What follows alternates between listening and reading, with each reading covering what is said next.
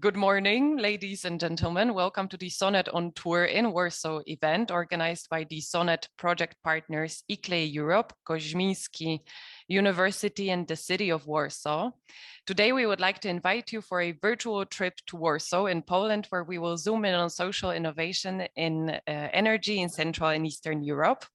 We will talk to the experts and practitioners from the region and beyond about the status, characteristics, and needs of social innovation in energy in the region. We'll talk about the role they play in transforming energy systems, and we will discuss how cities can support SIEs locally.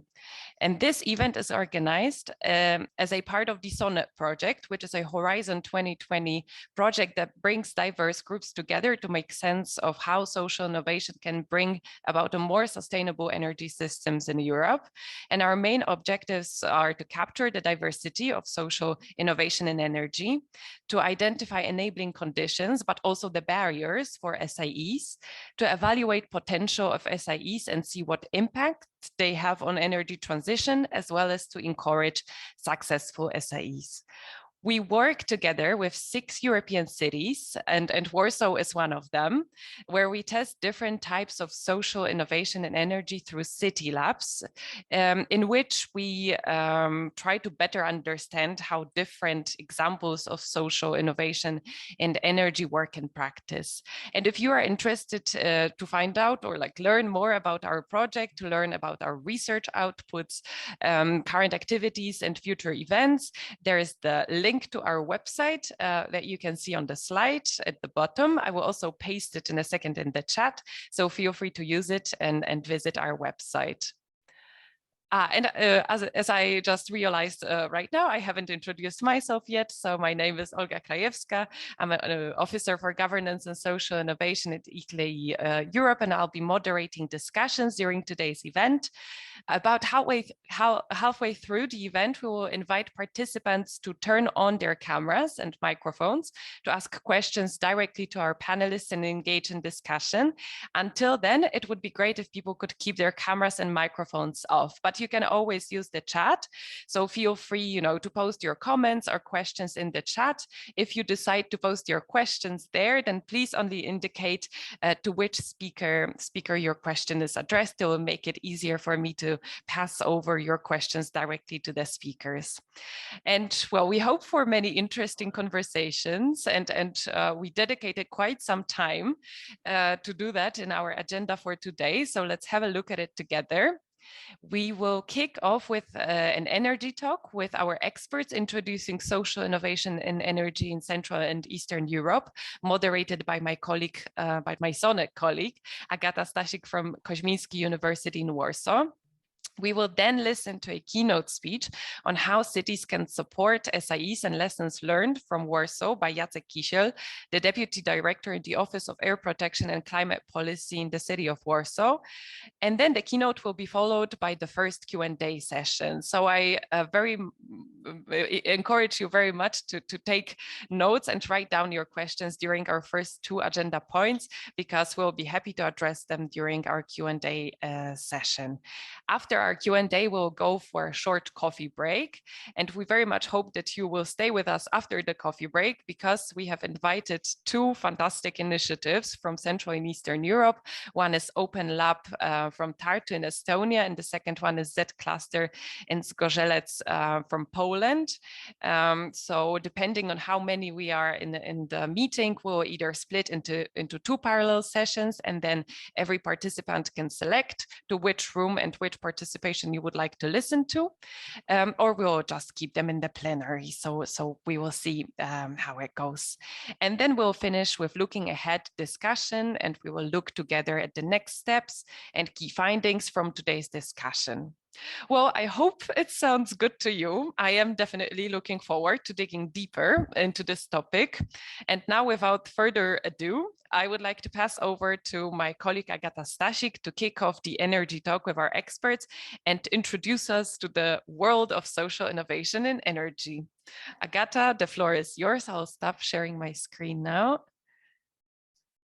Thank you very much, Olga, for this introduction to our event. So my name is Agata Stachik. I'm assistant professor at Kozminski University when I'm studying the dynamic of energy transition in Poland, and as a part of SONNET projects also in other European countries with the focus on social innovation and energy. And I'm very happy to moderate this discussion today because, well, we see at the beginning of this year that the situation in energy sector is very dynamic, and that really, I think, surprised even many experts, not to mention policymakers and common citizens. So we have new and ambitious climate and energy policies like European Green Deal and Fit for 55 package. And on the one hand, it promises significant resources and a regulatory framework that pushes forward energy transition, but also poses some real risks on the economics of regions and countries that won't be able to push decarbonization forward. And at the same time, we see the skyrocketing energy prices and political tension around natural gas supply, important especially for some countries from Eastern Europe. Another specific challenge is connected to the just transition of coal regions, especially in Poland, but also east of Germany or Bulgaria or Czech Republic. So I think that it's really important to kind of investigate what thinking through the concept of social innovation can give us when we try to understand the challenges and solutions for Central and Eastern Europe. And for that, I would like to ask our today's speakers to reflect together on that. And we will start with a short introduction to the concept of social innovation in energy by Sabine Hilscher, research fellow for Sussex University and Technical University of Berlin, and a researcher in the SONNET project, responsible for national case studies of various social innovations in energy. Because we are aware that social innovation in energy is not, like this concept, it's not so well known by neither academics nor practitioners. I mean, not for everybody. So that may be useful to know where we come from. And then I would like Maria Trifanova, assistant professor at Sofia University, who is an expert in the field of energy policies with a focus on the decarbonization strategies, and Arthur Hinch, who works for ICLEI on sustainable resources, climate and resilience, and supports practitioners from cities to steer the urban energy transition, to join this discussion and to reflect especially on the context of Central and Eastern Europe. So please, Sabine, if you can start with your presentation. Good morning. I will start sharing my screen. Yeah, my name is Sabine Hilscher. Thanks for inviting me to this event. I work for the University of Sussex and I'm part of the SONNET team, and I was asked to talk about the diversity of social innovation in energy, or about social innovation in energy more generally, sort of ways to define it, examples, and maybe some of the enabling and impeding conditions that sort of influence the sort of emergence and development of social innovation in energy. But I thought I'd start my sort of short talk by sort of talking a bit about who's actually talking about social innovation. And we can see that, or beyond sort of people who actually develop social innovation.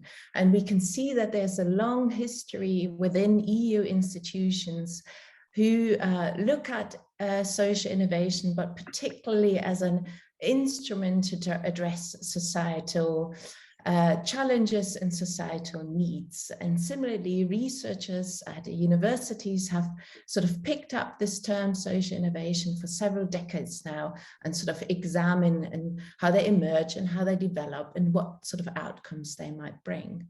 But within the EU, it was really the sort of originated the term social innovation based on the BIPA report, which was sort of just after the financial crisis, which says at a time of major budgetary constraints, social innovation is an effective way of responding to social challenges. So we can see that often also in ways of defining social innovations, they're sort of quite high expectations and sort of their outcomes already linked to the definition of social innovation. So they can address societal needs and societal challenges.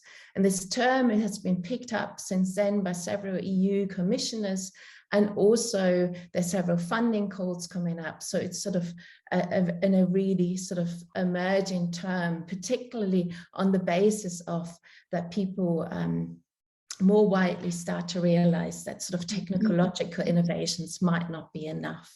But only recently sort of the term has been also sort of emerging in the energy sector.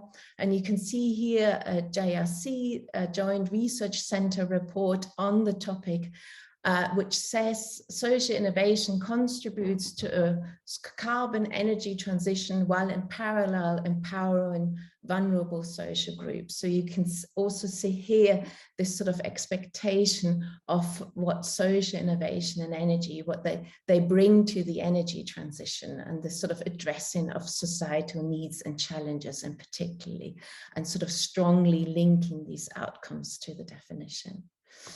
But there are various taking a step back, there are various definitions out there around social innovation, and some are very narrow definitions and some are very broad definitions of what social innovations might be.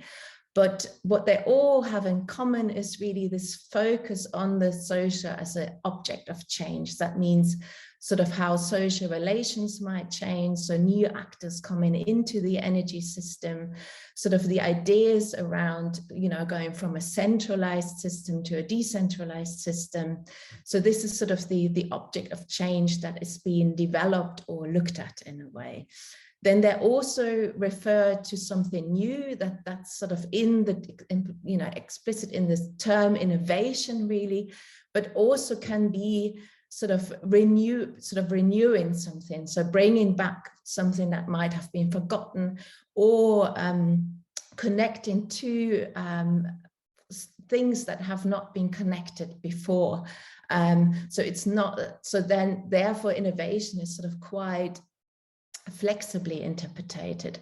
It can refer to micro changes, but also to macro changes. And often it is driven by actors who do want to address societal needs and societal challenges, and have these as goals in a way, but not necessarily saying that they will be able to achieve them.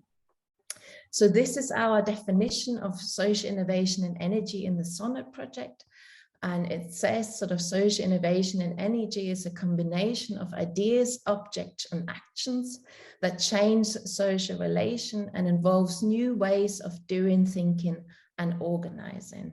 So you can see we purposely sort of didn't bring into the definition what the outcomes might be, because we were interested in actually questioning, so whether and how and to what extent social innovation do contribute to the transformation of the energy system in the project. So we wanted to actually empirically see whether that's the case. Our definition might be a bit abstract. That's why I thought it might be nice to exemplify it a tiny bit around cooperative renewable production. So this is an SIE that is often mentioned, and probably actors sort of usually agree upon that this is a social innovation in energy. And we can see there are different ideas, objects, and actions coming together. So ideas around producing renewable energy locally, making use of renewable technologies such as wind turbines, and several actions attached to it. So gaining planning permission, but also creating financial plans. And these sort of coming together in the way of sort of changing social relations. And that's often between members of the cooperatives, which might be neighbors, and then who create new ways of doing, thinking, and organizing. And that might be investing in local energy infrastructures together, developing sort of decentralized energy system, and organizing around more cooperative principles. we were also really interested in sort of going, sort of seeing what diverse SIE are out there, sort of beyond this more well-known cooperative renewable production, really. So we collected, as part of the SONNET project, 500 different initiatives around 8 countries, and try to categorize them. So we created a typology in a way. Sort of you can see making use partly of our definition around doing, thinking and organizing, and also sort of drawing on sociology, sort of how it sort of defines social relations as cooperation, exchange, competition, and conflict.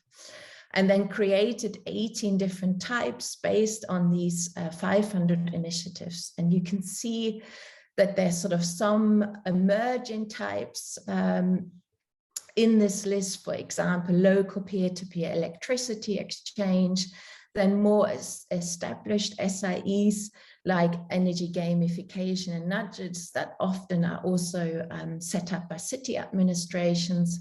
And these are probably ones that sort of try to create more alternative energy ways of doing energy, but also we included in this SIEs who actually try to disrupt the existing system, like actions against specific energy pathways, for example, against fossil fuels. Then sort of looking at this diversity, what's the nice thing of sort of seeing these various different types is really also to create an awareness that diverse actors are behind this. So often SIEs are sort of linked to communities or citizen-led activities, but we can often see that these are more collaborations with maybe also energy businesses, or that city administrations are actively sort of creating these SIEs. Also, the diversity shows in how far sort of different aims and goals are actually being pursued. And sometimes there might be also different energy pathways. So, and some might have synergies, but there also might be trade-offs and tensions. And policymakers might find it interesting to see the diversity in order to also see which of these types to support and which ones maybe to see and how far they flourish themselves. I promised to talk a bit about the enabling and impeding conditions around SIE, and it's really hard to generalize because they all probably have various different enabling and impeding conditions. So I tried to find 3 that probably talks a bit across all of the types, and that's the importance of creating intermediaries. And intermediaries are actors who do not necessarily create SIEs, but often look across different SIE initiatives, so people who create these SIEs and see what the needs are really. You know, they then create networking events, they advocate for these SIEs in the policy realm. But sort of the impeding side of this is that these intermediaries are often sort of have tensions, maybe because there's several rounds and have several strategies to sort of support SIE initiatives, but also they have often a lack of resources to do this type of work, which then there's sort of a struggle over the limited resources around. I think a related point is the sort of networking across SIE actors, which is often then seen as beneficial to learn from each other, but also to avoid replication. So we often see that sort of lessons are sort of are not necessarily being shared, and sort of similar mistakes are being made, and also the possibility to pool resources. But keeping these networks alive also means, beyond developing your own SIE, means sort of additional work. So we can often see burnout in these sort of types of activities and the struggle to sustain these networks. Regulation, because the energy system is highly regulated, is also something and can be a real impeding factor. So therefore creating experimental spaces where regulations are lifted, that is particularly for instance is happening around local electricity exchange, often then supports the development of SIE, also because it then is a way of changing existing regulations. I think the change in policy environment is also has impacted SIE development, and this is often not necessarily because policymakers don't support SIE, but they, for instance, then change policies around wind subsidies that then subsequently also influence sort of SIE developments, who sort of usually take a bit longer to set up their projects. So this is sort of my little overview of SIE, and I hope that was a sort of nice introduction into the topic. So I stop sharing and probably hand back over to Agata. Thank you very much, Sabine, for this introduction. That was extremely useful.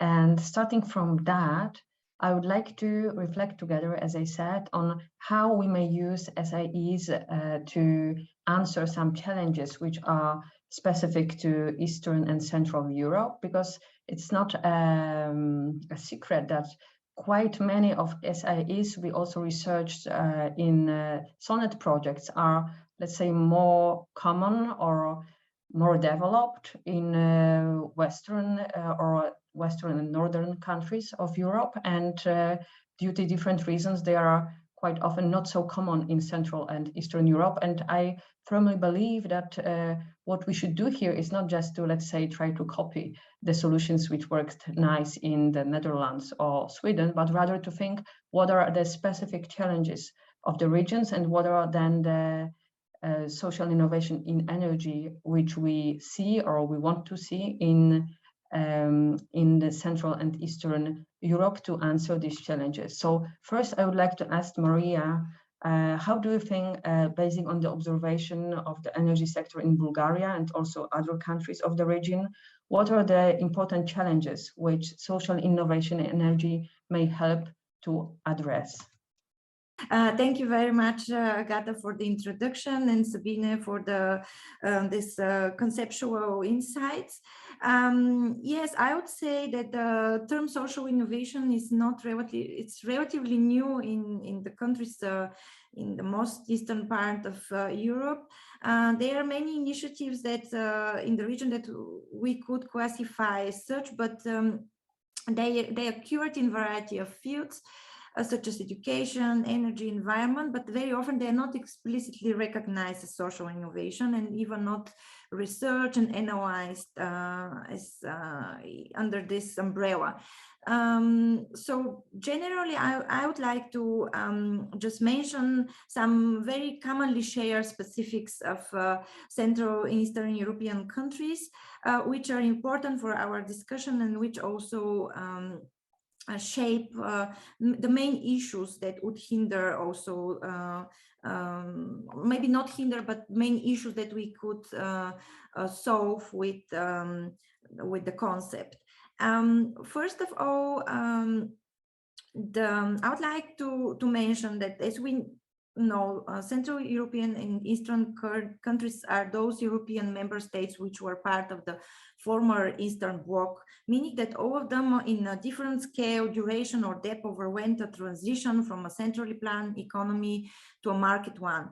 However, there are historical path dependencies which still impact the characteristics of their energy system, and which also explain the top-down approach in policy making, and also the lack of entrepreneurship and such kind of mindset.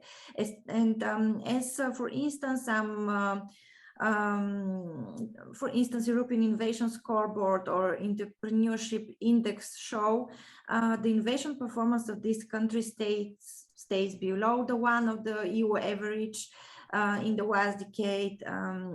And this is commonly shared specific of these countries. Then another point that I would like to raise is about environmental awareness. So we know that in most cases, social innovation initiatives are driven by awareness about specific problems, about environmental issues and environmental protections. And this environmental awareness, which rose in the Western Europe in the 70s and was actually the reasons for the formation of a lot of environmental movements, and they drove the energy transitions in countries such as in Germany, for instance. This is something which came later in Central and Eastern European countries. So we see the emergence of attitudes toward climate change and environmental pollution in the recent years. And we should also admit that the current level of climate skepticism is very different in the Central European and Eastern countries. For instance, Bulgaria and Slovakia, they have like the lowest percentage, around 4% of people who do not believe that climate change is a problem, while Romania and, for instance, Czech Republic have like between 11 and 15%. The EU average is about 7% of the climate skeptics. On the other side, in Bulgaria, there's still really a large share of people which are not decisive. I mean, they don't have really, they haven't formed like a general perception, and they say we don't still know. So they could go from one or the other side of this spectrum. Then another problem which is commonly shared is the brain drain. So brain drain remains one of the main challenges that the region has been seeing and still competing with. Demographic decline reduces also the size of labor, and this is particularly evident, and it's really a threat in codependent regions, which we know that there we expect the transitions to come, and this means also really change and transformation of the skills of the people, their attitudes towards employment, and also the need for them to engage in small business and entrepreneurship initiatives. So if this transition is not successful, we really risk that we could lose these people and they would leave their regions. So, however, exactly because Central Eastern European countries and nations are often seen as rather weak economically, with a lot of issues related also to energy poverty, I think that there is huge growth potential exactly to address these issues and to search for opportunities to promote social justice. To seek for solutions for environmental protection, to see also different models to integrate socially and professionally disadvantaged people and communities, and to also actively engage citizens in the energy transition, because collective awareness is very much important. This explains the level of social acceptance of the energy transition. And if people are really actively engaged, they develop also the knowledge and understanding, even they form attitudes to different policies. And maybe another point that I'd like to raise in relation to this one is that we see, especially in the recent years, a lot of increase of decarbonization myths. And the only way to cope with this problem is actually to allow people to come closer to these decarbonization initiatives and to observe them to feel them, to get engaged, so that they can develop this kind of collective awareness.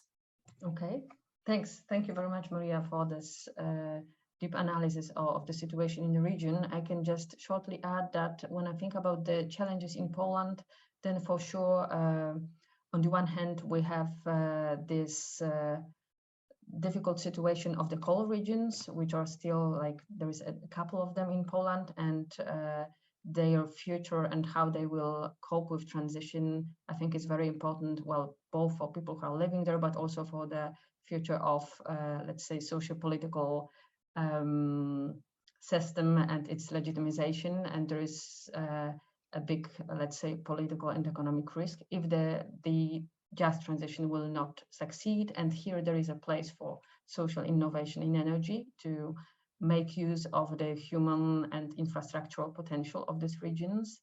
Also, because in this definition proposed by SONNET, it take into account not only doing or organizing, but also thinking, like trying to come up with new ways of thinking about the challenges connected to energy transition. I think that these new ideas are very important for the transitioning coal regions too.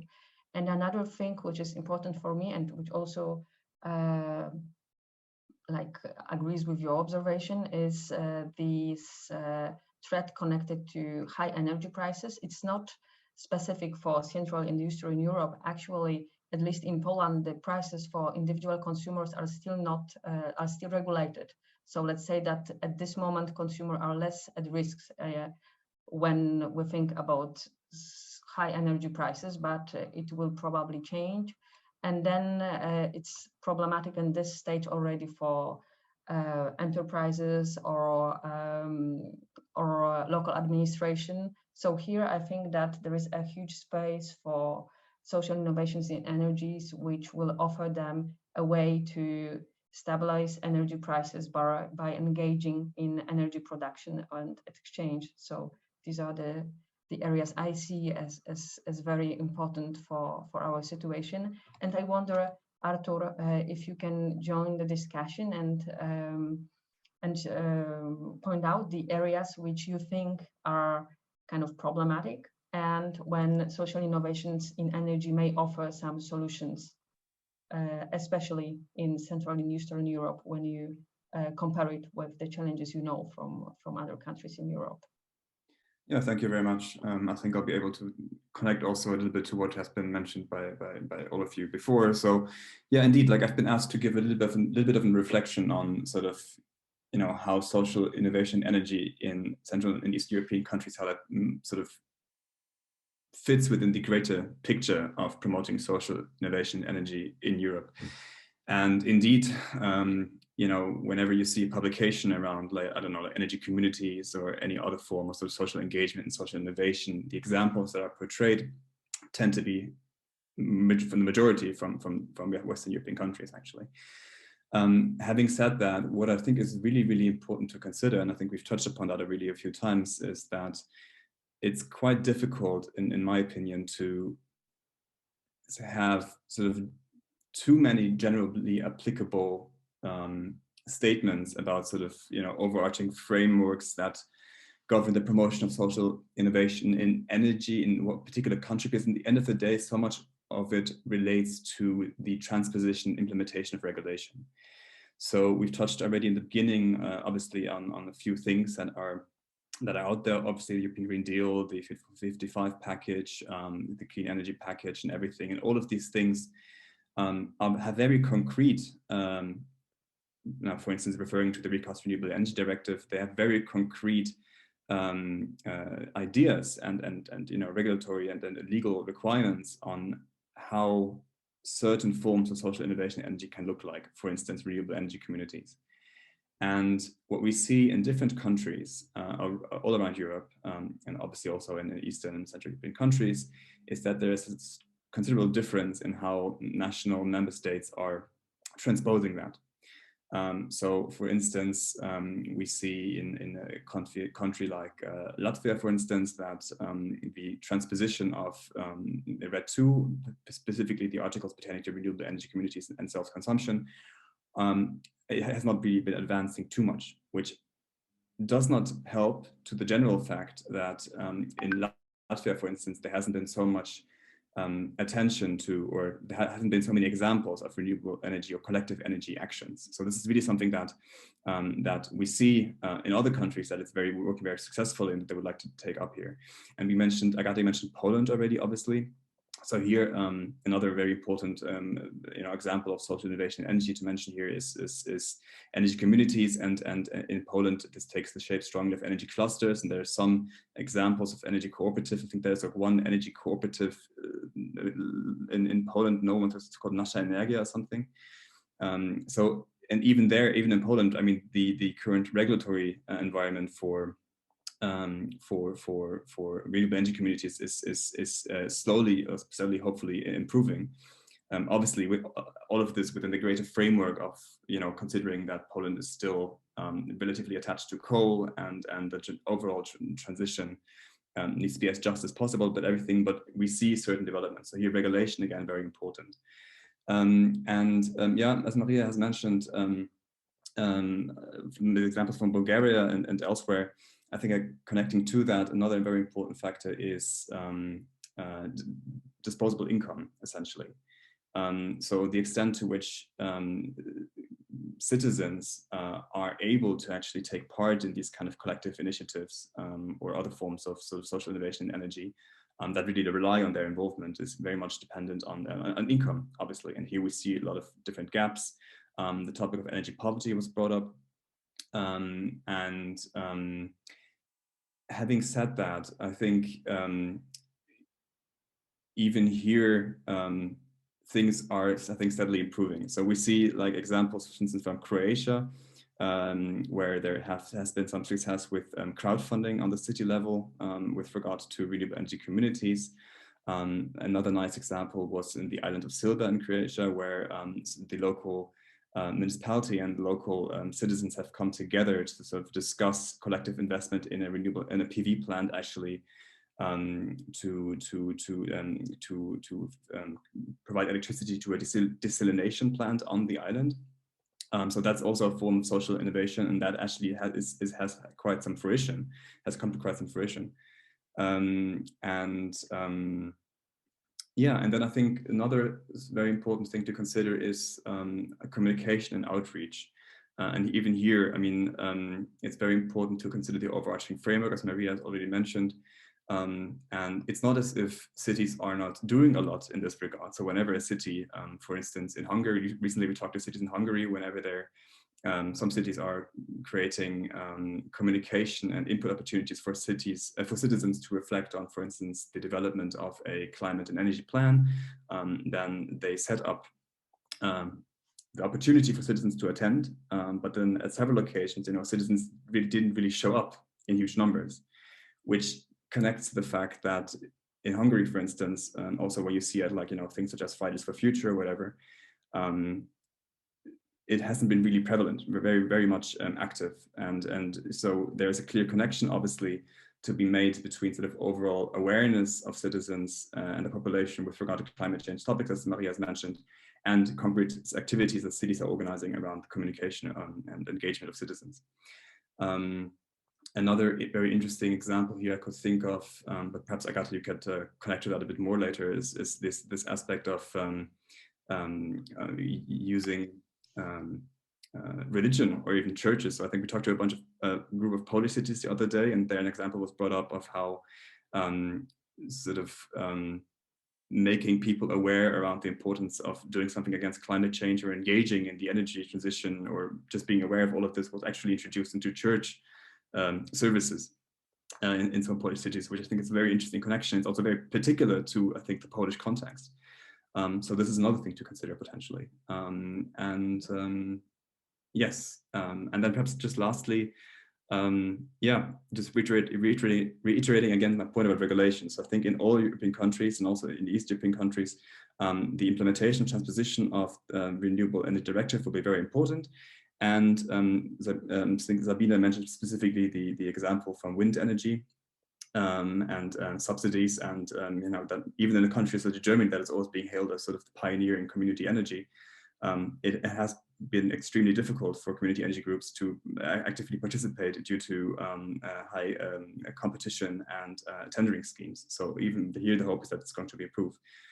So the fact that a country has been doing very well in the past is no prerequisite for future success if the overarching regulatory framework is not there. And the same applies to Germany and a lot of Western countries, but that same applies for Eastern European countries. So that's really my hope, that with the change in overarching regulatory frameworks, there's going to be a drastic improvement in how citizens are able to take part in the energy transition and make SIE reality. So yeah, that's my thoughts. Thank you, Artur, for all these points. I think from what you said, one thing is that we may focus on the differences between Eastern and Western countries, and there are some for sure, but also some points are pretty similar. So when you said, for example, about the problem with like having capital, which allows you to take part in some of these initiatives. And I would also say that having a luxury of free time to reflect on what it is, to learn, how it may serve you, because it's like beyond the financial capital, but it's not less important because all these social innovations, they often demand quite a lot from its participants. So for sure, it's problematic in Eastern and Central European countries, but when we think about Western countries, there we also have a lot of excluded groups. So I think that this is still kind of an offer just for some part of the population, which is relatively privileged, which is obviously discussed. But I think that what is important when I think about the social innovations we need, both in Eastern and Western countries, is to think about some offer for people to engage in energy transition, even if they don't have capital, and so financial, but also social capital, and this capacity to really go through this kind of complicated financially, technically schemes to understand how it can serve for them. So for example, in Poland, it's still obviously not like completely universal, but we had like a really lot of people being engaged as prosumers in the last few years. And it is partly a success of a governmental subsidy program, but it also shows that as long as the scheme is pretty kind of readable, understandable, people are really willing to engage and to also invest their own money in it. But it's easier to become a prosumer than to become a part of, let's say, energy community, even not taking into account the regulatory hurdles we have in Poland. So I think that it's really important that we will find a way for people to engage in energy transition in other way that they feel that, oh no, my energy bills are higher this month again. So I wonder if you would like to say like just a few years of summary, Maria and Artur, and maybe Sabine, you would like to comment on that, taking into account your knowledge on social innovation in energy generally. So Maria? Yes, I would like to reflect on what you said, and just to mention that we shouldn't forget that energy projects, especially renewable energy projects, they are profitable and they actually earn their return. So for me, it's just a matter of a model. It's just like a business model. In this case, it's a management issue. You know, if the government or a specific funding institution is able to give the initial capital, then everything is just a matter of time. And especially if we talk about renewable energy, especially in the southern part of Europe, it's not a matter of very long time. This applies also to energy efficiency projects. And I really like a model which was implemented in Greece, for instance, where environmental NGO collected initial capital in form of crowdfunding for helping vulnerable people and community. And actually this project was paid off by the financial flows within a few years. So really the success factor here was the opportunity to have the initial capital, and then the net metering scheme, which was actually part of the regulatory framework. So here we should think about all these kind of enabling factors that could give access to capital of vulnerable groups and consumers. Of course, knowledge and awareness is also important, but sometimes the role of the municipality or such kind of coordinating organization is really very important. And at the end, it's just a matter of a business model. So this is maybe my comment on what you said. Yeah. Thank you very much. And we have like just 3 minutes, so if you can share like your 2 sentences, Artur, to sum up the discussion. Yeah, just saying that I definitely agree with what was said. And perhaps on just on the point of energy poverty and local governments, just to reiterate again that I fully agree that local governments are so essential, and we will hear later in today's talk, I'm sure, about that also.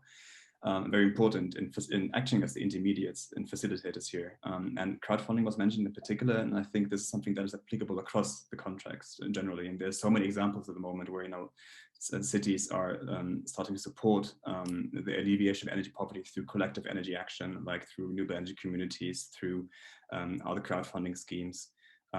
Different forms of crowdfunding schemes depending on regulation. I think there's even now new new opportunities offered by European regulations on crowdfunding. So for, you know, cross-border involvement of citizens in crowdfunding schemes. And so it's very exciting what's coming our way, I think. And yeah, local governments definitely in the very good position to support all of this. That's my 2 cents. Thank you. And Sabine, would you like to share your final comments? Yeah, thanks ever so much for the interesting points and discussions. Maybe I'll pick up 2 things if I can do them quickly. I think one is, probably also to reflect upon whose responsibility is it to address issues such as energy poverty. And I think because in the UK, it's often sort of these initiatives are partly supported by policy because it means having a smaller state in a way. So it's a sort of sharing of the responsibility and having a big society. So, you know, the sort of society addressing its own problems. So I think this is always to keep in mind when talking about, I think, social innovation and energy. And I think next to what Arthur said, regulations, I think also what's so key is sort of the norms and cultures that are within existing energy systems. So they're often big corporate companies, you know. In the UK, it's 6 of them, and they have created a culture and a way of producing energy, which is already extremely established also in the existing infrastructure. So it's not just regulation, because the regulation probably will change because it has to change, but it's also these sort of shifts from existing norms and cultures of sort of how energy is done and how the energy system needs to look like in order to provide, for instance, energy security and issues like that. So maybe I'll leave it there. Thank you very much. Thank you to all the speakers for sharing the insights, and I hope it will be an interesting contribution to our further discussion and Q&A session later on. Thanks again. I'm really happy that you could join today's discussion. Thank you very much. Thank you to all our panelists for your contribution. So the discussion has been very interesting, and indeed, I just wanted to remind our participants that we will have a Q&A session starting at 11:45. So please, you can write down your questions to our speakers, and you will be able to address them directly to our panelists, but you can also post them in the chat. If you do so in the chat, just please make sure to indicate to which speaker where the question is addressed. And now let's move to the, and I also wanted to remind our panelists, or rather invite our panelists, obviously, to stay online for the Q&A session. I know that Sabina unfortunately has to go, so she will be missing, but Arthur and Maria, it would be fantastic if you could stay for the Q&A session. And now it is my great pleasure to introduce our next speaker. And actually now we are shifting in our agenda towards the city perspective and what city can do to support SIEs. Our next speaker is Jacek Kisiel, who is Deputy Director in the Office of Air Protection and Climate Policy in the City of Warsaw. And he will share some lessons learned from his own experience working for the Warsaw municipality. So Mr. Kisiel, the floor is yours. Okay, thank you very much for the fruitful discussion. It was really inspiring. I want to start my presentation. Sorry. Oh, okay. I want to start my presentation with the clear statement that cities are responsible for the majority of GHG emissions. So it's very important that cities are aware of this, that the city council and that the city mayor are aware of this, and prioritize this matter, because this is the base on which we can build another actions. In the city of Warsaw, we have quite a long record of climate policy.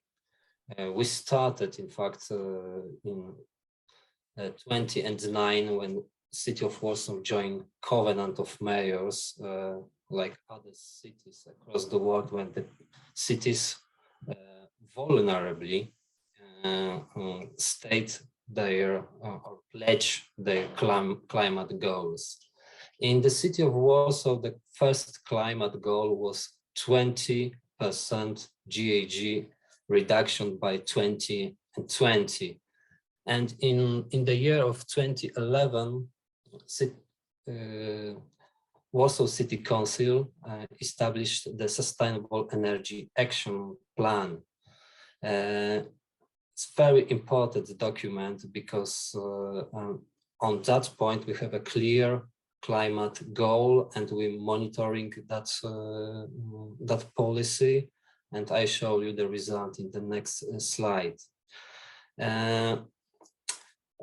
Now we finish the perspective of 2020 and we swiftly go to another climate goal.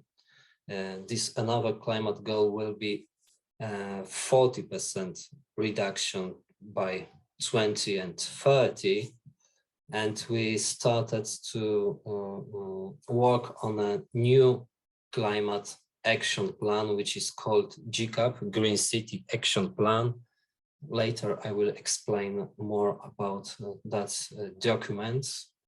And we also will apply as the City of Warsaw to a new European mission, 100 climate neutral and smart city by 2030. I think it's now very, very important topic for all the cities in Europe, because it will be a great privilege for Warsaw to join that missions. But as far as I know, it will be a huge competition because a lot of Polish cities also wanted to join that mission. And but in a case of Warsaw, we couldn't pledge that whole city will be climate neutral by 2030. It's clear it's impossible, but we wanted to pledge that a part of Warsaw could be climate neutral by 2030. So let's have finger crossed for the City of Warsaw. And this is our Sustainable Energy Action Plan monitoring. We started our baseline emission in 2007, and it was 30 million tons of CO2 per year. And our first climate goal was to be in a little bit more than 10 million tons in a 20 on 20. And as you see, we are close to that goal. In a 20 and 20, we have barely 50% of GHG emission reduction. It seems to be a good news for the city of Warsaw, but at the same time, in a sustainable energy action plan, we also declare two another goals, and one of these was that Warsaw wanted to have an energy consumption reduction by 20% by 2020. And as we see, we failed in that matter, because energy consumption in Warsaw compared to the 2007 are even increase rather than decrease. It's a huge problem. I don't think that's a huge problem only for the city of Warsaw, but this clearly we see that energy consumption are increasing in the city of Warsaw. So this is the big problem. Another additional goal in the sustainable energy action plan was the 20% of renewable energy in our energy mix in the city of Warsaw, and what we achieved is about 6%. So that's also shows how much work is to do for the city of Warsaw in the next decade. So, as I said before, we have 40% GHG emission reduction till 2030, and decarbonization of the city till 2050. We wanted to also be climate neutral, not later than 2050. And we started to work with the help of EBRD. We joined a special EBRD program called Green City program. It was due to the fact that we have a trigger investment in the city of Warsaw with EBRD. It was the purchase of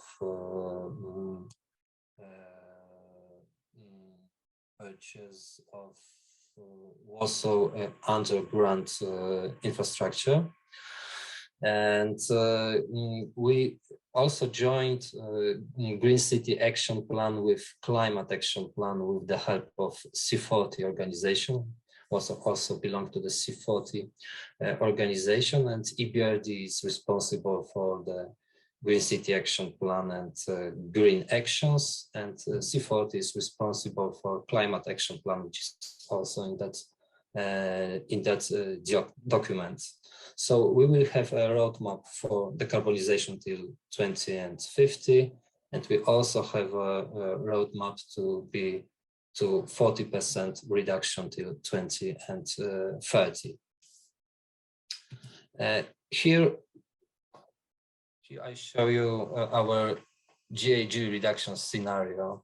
We work very hard on that because this document, we started with GHG inventarization and with the split of GHG emission into specific sectors. And then C40 organization made a special model for the city of Warsaw. And then all our policies, national policies, and our actions, which we have in a GCAP, all of this we translate into GHG emissions. And now we are on the 40% pathways in a 20 and 30. But on this graph, you see that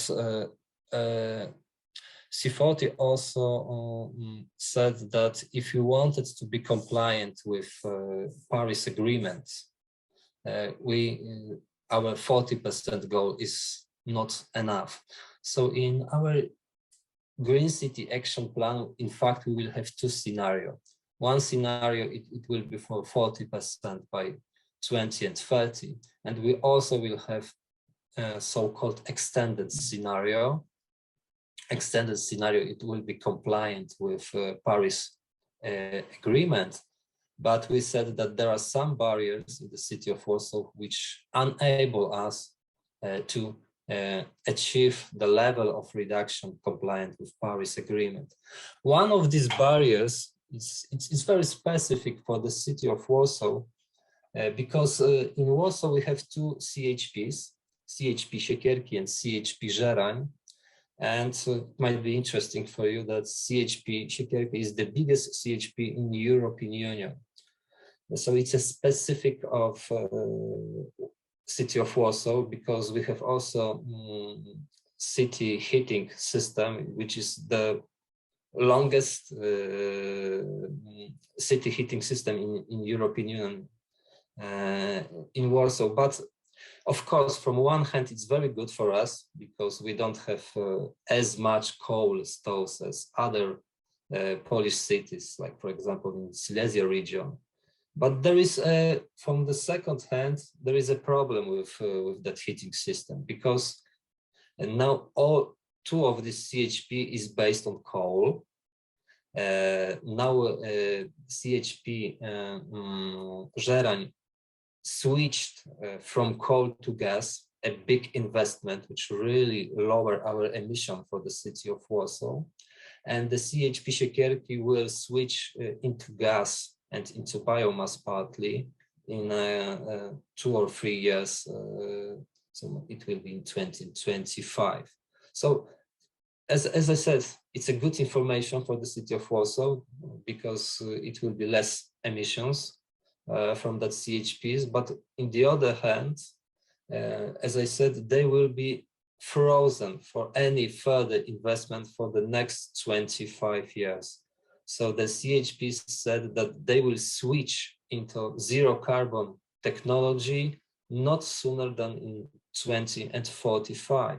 So it will mean that it will be extremely difficult for the city of Warsaw to decarbonize our heating system. This is our main barrier. Of course, there are second barrier, and that second barrier is that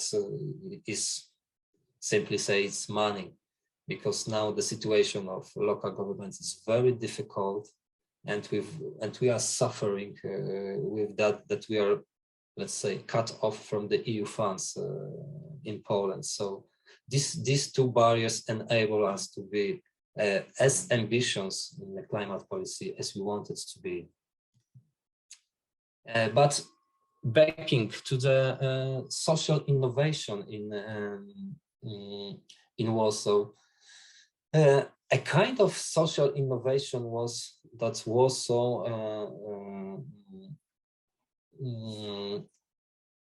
invite citizens to discuss and to find a solution in energy efficiency and renewables. We organized so-called Warsaw Climate Panel. So we introduced 90 panelists. They were randomly chosen. We have experts and observers. We have some educational and deliberation meetings. And it was a really great experience because those people who we invite were, they were not specialists. They even sometimes doesn't have any knowledge about the climate crisis and the energy issues, but they have a strong training for very, very intensive training for a couple of weeks. And after that, they have 93 recommendations on energy efficiency and renewables, and they put it into vote. And 49 recommendation was agreed to implementation because before that panel starts, Mayor Rafał Trzaskowski said what you will vote and what you will agree to implementation, I will implement it. So it was a kind of social innovation, because before we started that Warsaw Climate Panel, there was many afraid that this recommendation could be, crazy, that this recommendation local government couldn't implement and things so on. But Mayor Rafał Trzaskowski said, no, I wanted to do this. I want to hear what people will say. And it's very important for me to engage citizens into climate policy. So I think it was a huge success. Some of the recommendations, one of most important recommendations is that City of Warsaw should have some solar panels on the roofs of every municipal building should have a PV on the roofs. And maybe at the beginning it sounds a little bit crazy, but now as the energy prices rose, everybody in the city are convinced that it is the only way for the City of Warsaw to start produce their own renewable energy as much as we can. So we started that program.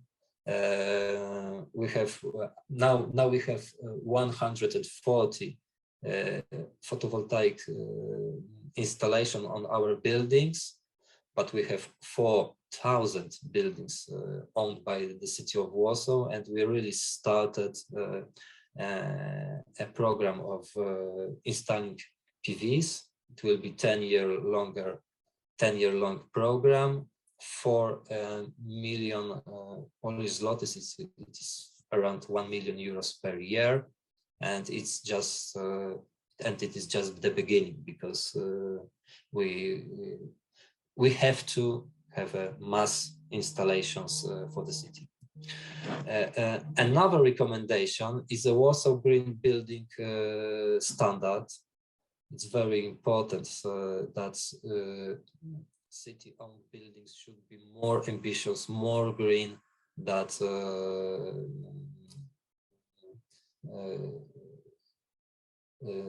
any buildings, because city should show a good example.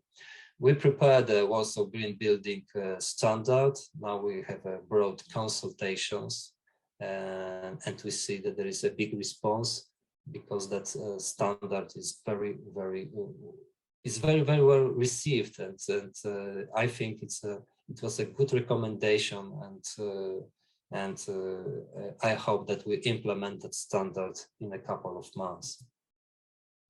We also launched a municipal energy advisory system. We have now hired 4 energy advisors. And I also think it was a good idea. Now we started a special energy poverty program. It might be very interesting, because our social department have recognized 800 people who are in a energy poverty state, and they also have coal stoves or wooden stoves. So that program will be addressed to that people, and now we have a visit. These visits consist of special group. One is our energy advisor. The second one is a social worker, and they in a pairs invite every energy poverty home, every energy poverty family. And after this inventarization, we wanted to start a special program which is called Stop Smoke. It is a program co-financed by government and local government. It's addressed for the energy poverty. It's addressed for single homes with coal stoves and wooden stoves.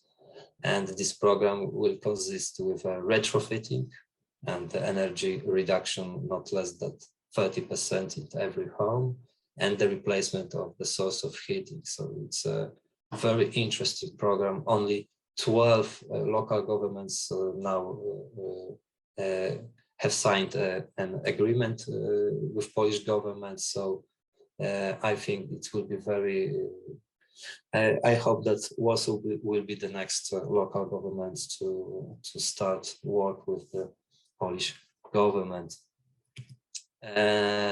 We also started to build a Warsaw Green Energy Group. It will be a special group for purchasing renewable energy.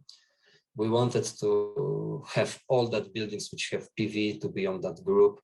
So we wanted to purchase energy with a renewable certificate for that buildings, and we hope that in the future all purchases for energy in the city of Warsaw will be with a green certificates. And we also have a special anti-smoke program in the city of Warsaw. We have a subsidy for people with coal stoves and wooden stoves, and they can have a subsidy to replace that source of heating and replace it with a gas boiler or heat pumps. And as we see, it will give us a huge amount of GHG reductions. And as you can see on that graph, the best from the climate point of view is the installation of heat pump combined with photovoltaics, because it will give us a real climate neutrality. When we started with our subsidy program, a majority of new sources of energy was gas boilers, around 100%. But we said it's not a good idea. From the climate point of view, we haven't expected on that time that gas prices will skyrocket. And we promote a heat pump with photovoltaics. And in the last year, we gave 1,074 subsidies for Warsaw citizens, and about a third of them was subsidies for heat pumps combined with photovoltaics. And at the same time, we also have another subsidy program for renewables. It is not directed, it is not only for the people with coal stoves. Everybody can have a subsidy for the heat pump and photovoltaics. And we have, last year, we gave subsidy for 500 heat pumps. So now in Warsaw are around 1,000 heat pumps. And I think it's a kind of social innovations, because 3 years ago, as I remember, when I was talking that we should switch from coal stoves directly into heat pumps, nobody believes me, and everybody said it's not a good idea. The bills will be high. The heat pumps couldn't give as much heat as to establish comfort for the citizens. Now I think we made a huge mental revolutions, because now everybody says that, okay, heat pumps are the best way.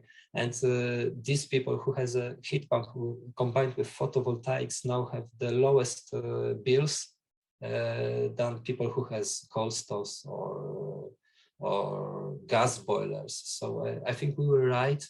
And I think it's very, very important to promote that model for the Polish, in the Polish circumstances, but I think that also in Central and East Europe. And we have experience with the heat pump installations, and we can share with that. Another kind of social innovation is our retrofitting of park and ride. This is the first one, but we have a huge program for all park and rides for the city of Warsaw. This park and rides is a it's a regular park and rides, and it's on that picture you will see how it will looks like when we retrofit him. the investigation will finish. We wanted to have that investigation in 2023. On that park and ride, we installed PV panels. We also wanted to have a first energy bank in the city of Warsaw infrastructure. There will be also charging station for cars and e-bikes. At the beginning, it will be 8 charging stations, but we secure infrastructure for 50 charging points. There will be also a heat pump for the technical buildings. There will be LED lighting, energy management system, and what is a real innovation that we wanted to transform that concrete-based park and rides into green one. That's why we put so much intention on the green nature-based solutions. So, for example, there will be green roofs on buildings and on PV installations, because they will be partly for PV and partly for green roofs.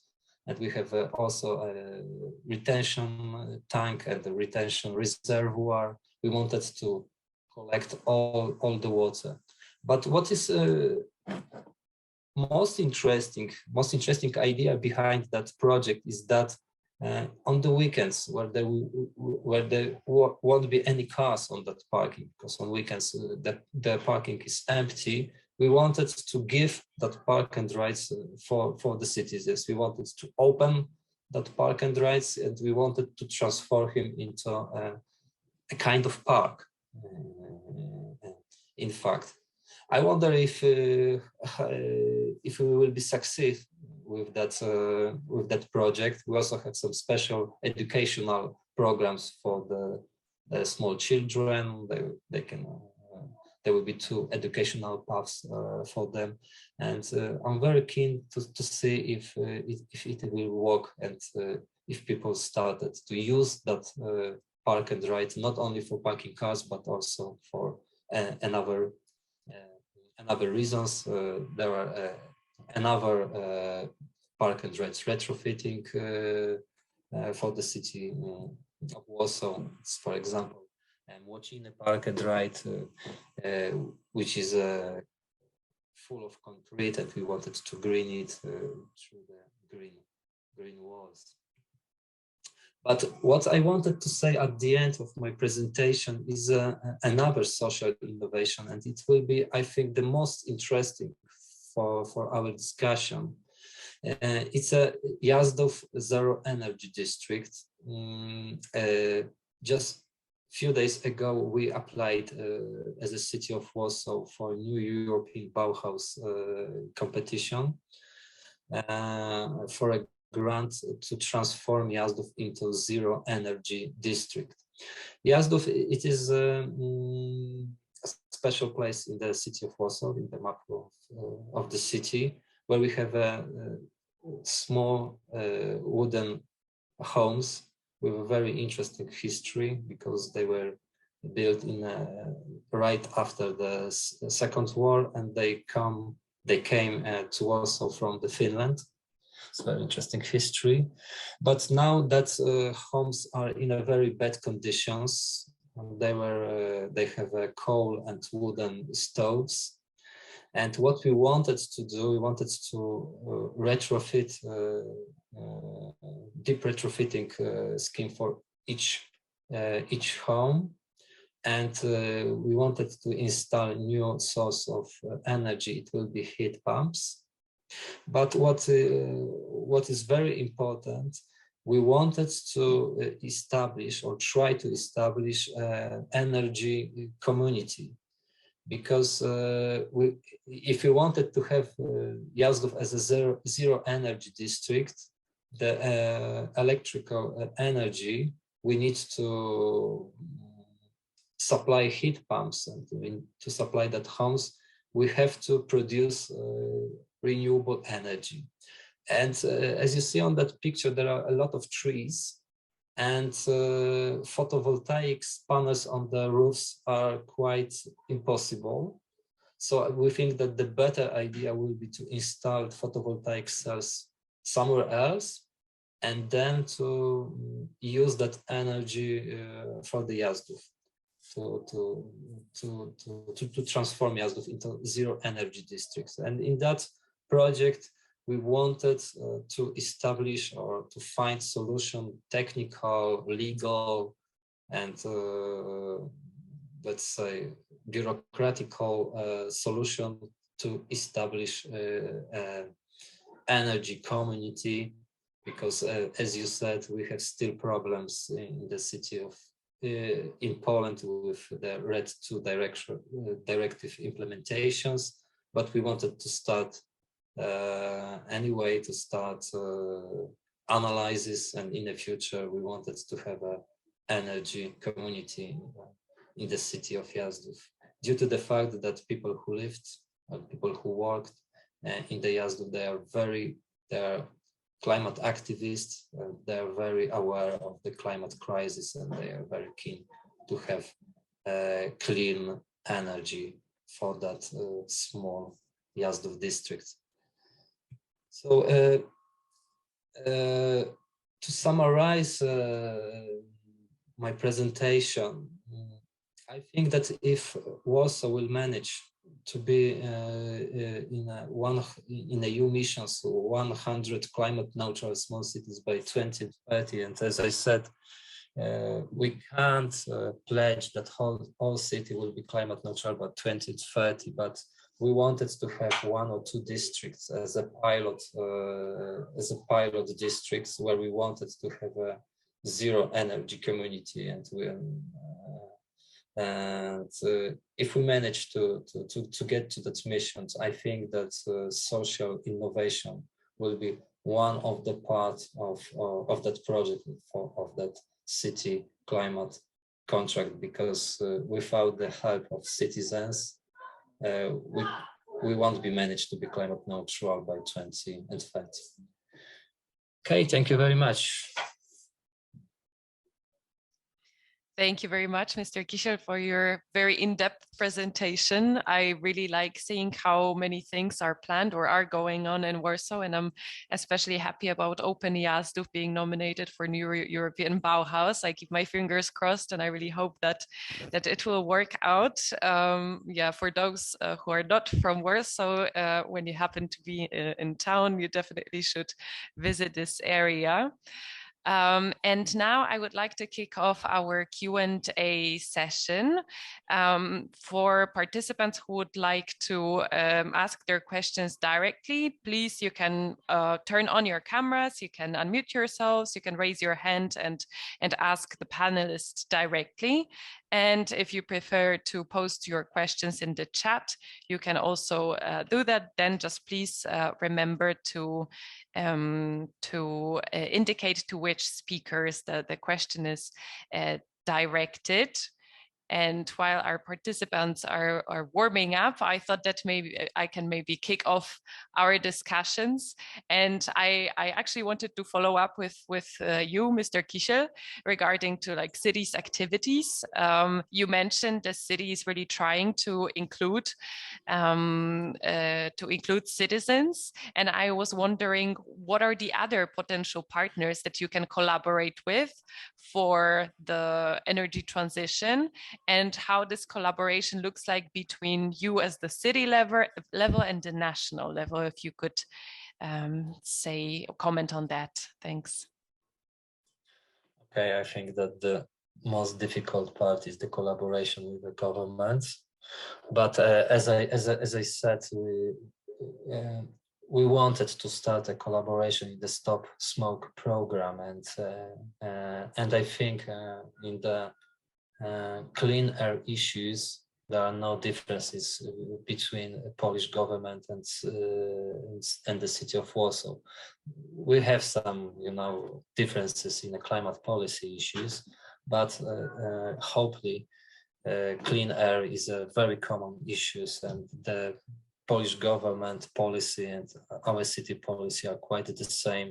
So there is a lot of synergy between governmental programs and local programs. So I think that we can start a collaboration on the Stop Smoke program and in that field. So another actors, I think that academies is quite important for us. So especially in that EU missions, if we succeed to be a part of the project, then we will have to have an expertise hub from the academy, because it will be huge challenge. We will need as many innovation as it's possible, and the help of academy will be crucial. Of course, there's a third partner. It's a business partner, and it's also very, very, very important. I wanted to mention one program which is just have started, but I think it has a big potential. We call them Green Fund. The Green Fund project consists of small green projects. For example, as a City of Warsaw, we've got something which we called a green shop. And in the green shop are small investments, for example, planting trees on the specific road, or installing photovoltaic cells in a specific school, or greening some areas. And business partner can go to that shop and buy that investment. Of course, it's very complicated. It's not just like I said, they just go to the shop and buy investments, but we have first business donors, and first two investments goes sponsored by local business. So it's a one example. But of course, if we wanted to transform City of Warsaw, like what I was said about the decarbonization of heating system, we have to have a huge heat pumps program scheme, and it should be not only in the city municipal buildings, but it also should be in a business, manufacturing, commercial buildings. It's very important for us to collaborate with local business. Great, thank you very much. I see that Agata, you have your hand raised. Go ahead. Well, thank you, Olga. Thank you for the very interesting presentation on what Warsaw is doing. Despite the fact that we are collaborating on SONNET, also on other things, I still was not aware of all your actions. So it was really great to hear. And I just want to first share the reflection that I think it is really a very good kind of comment to our morning discussion, because it shows very precisely how many like challenges, but like in a positive sense, something which we can do is ahead. And I see how much social innovation in energy in this broad meaning, when we include also new business models or new financing models, how much they are needed to really make this ambitious plans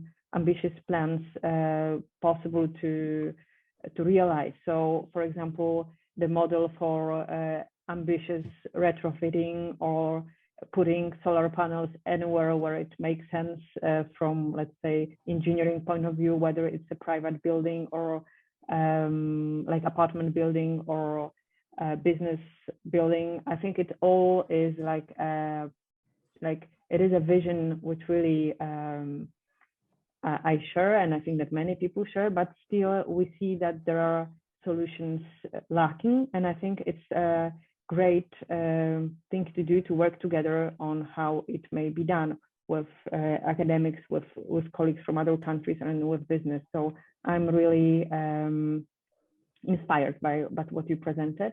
And I also wanted to ask a question about this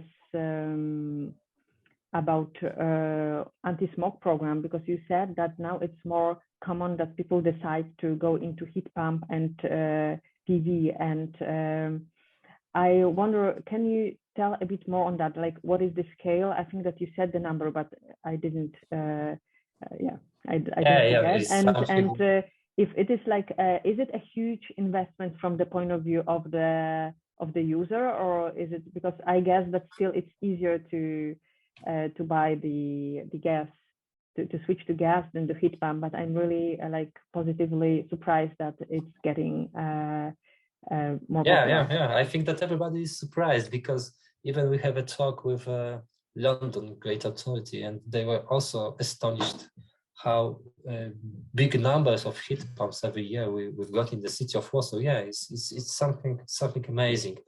As I said, last year we have 1,074 subsidies for Warsaw citizens, and about 350, I don't have exact numbers, was the heat pumps. 90% of them were combined with photovoltaic cells.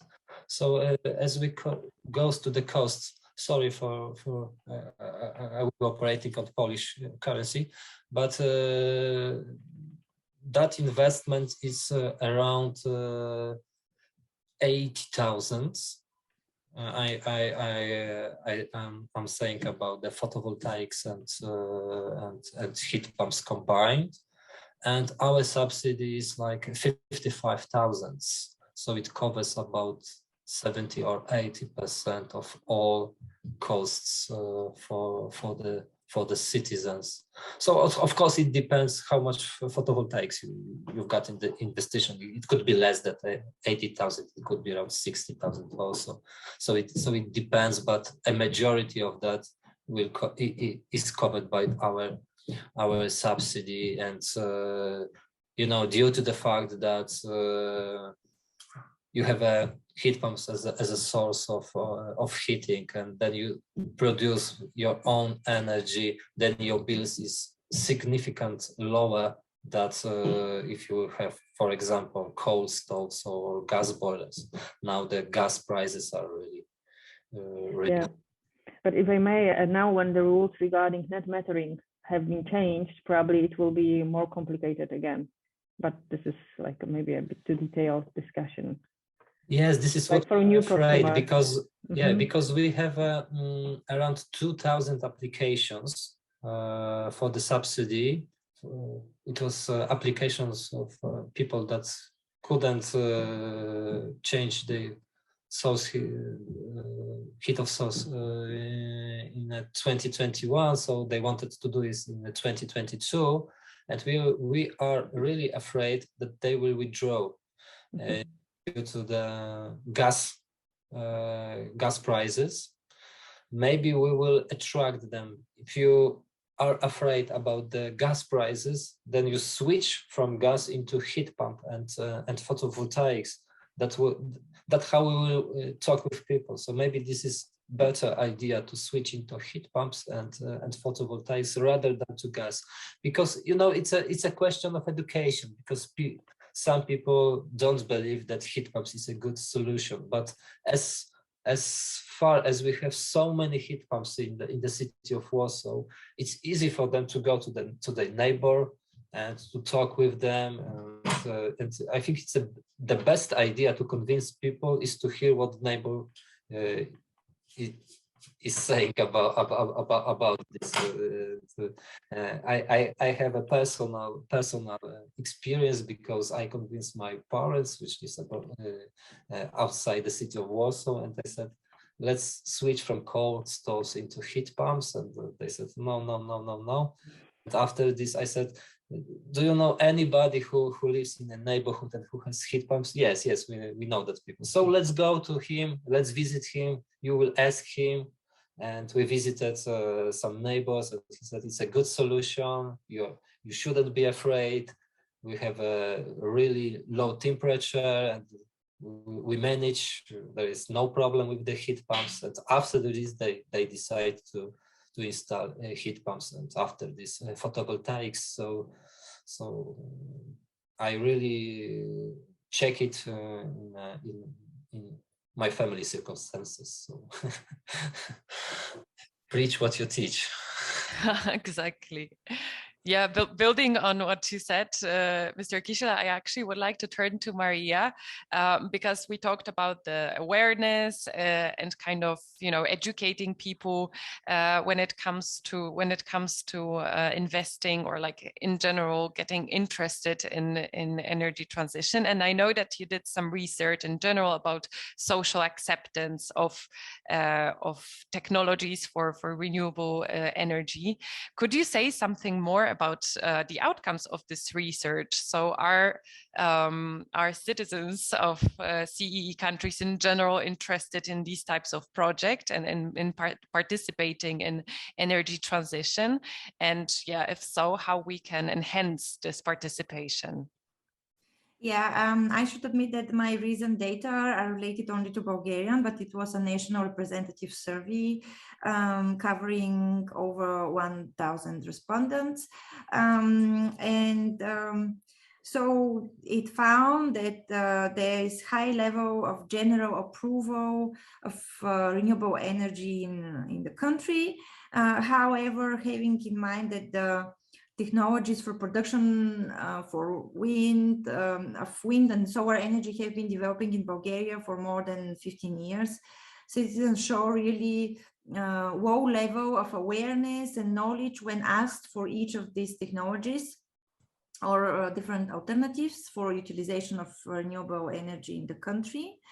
Then only 20% of the respondents feel themselves to any extent informed about wind or the new generation of renewable energy technologies. And mostly they associate these with materialization. So meaning that in regions with more installed wind energy farms, people are more knowledgeable about the technology, for instance. And then also they see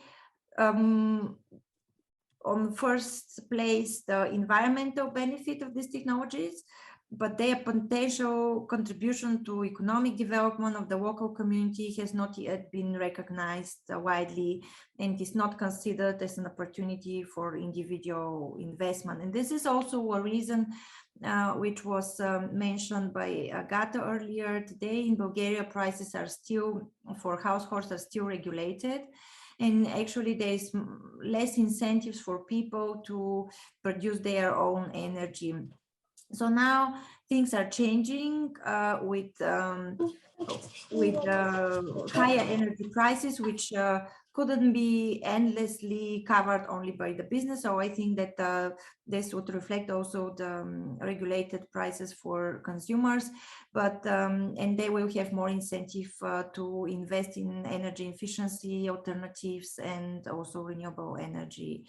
And then something about energy communities, maybe this is important, that 1/3 of the respondents indicated that they would join an energy cooperative.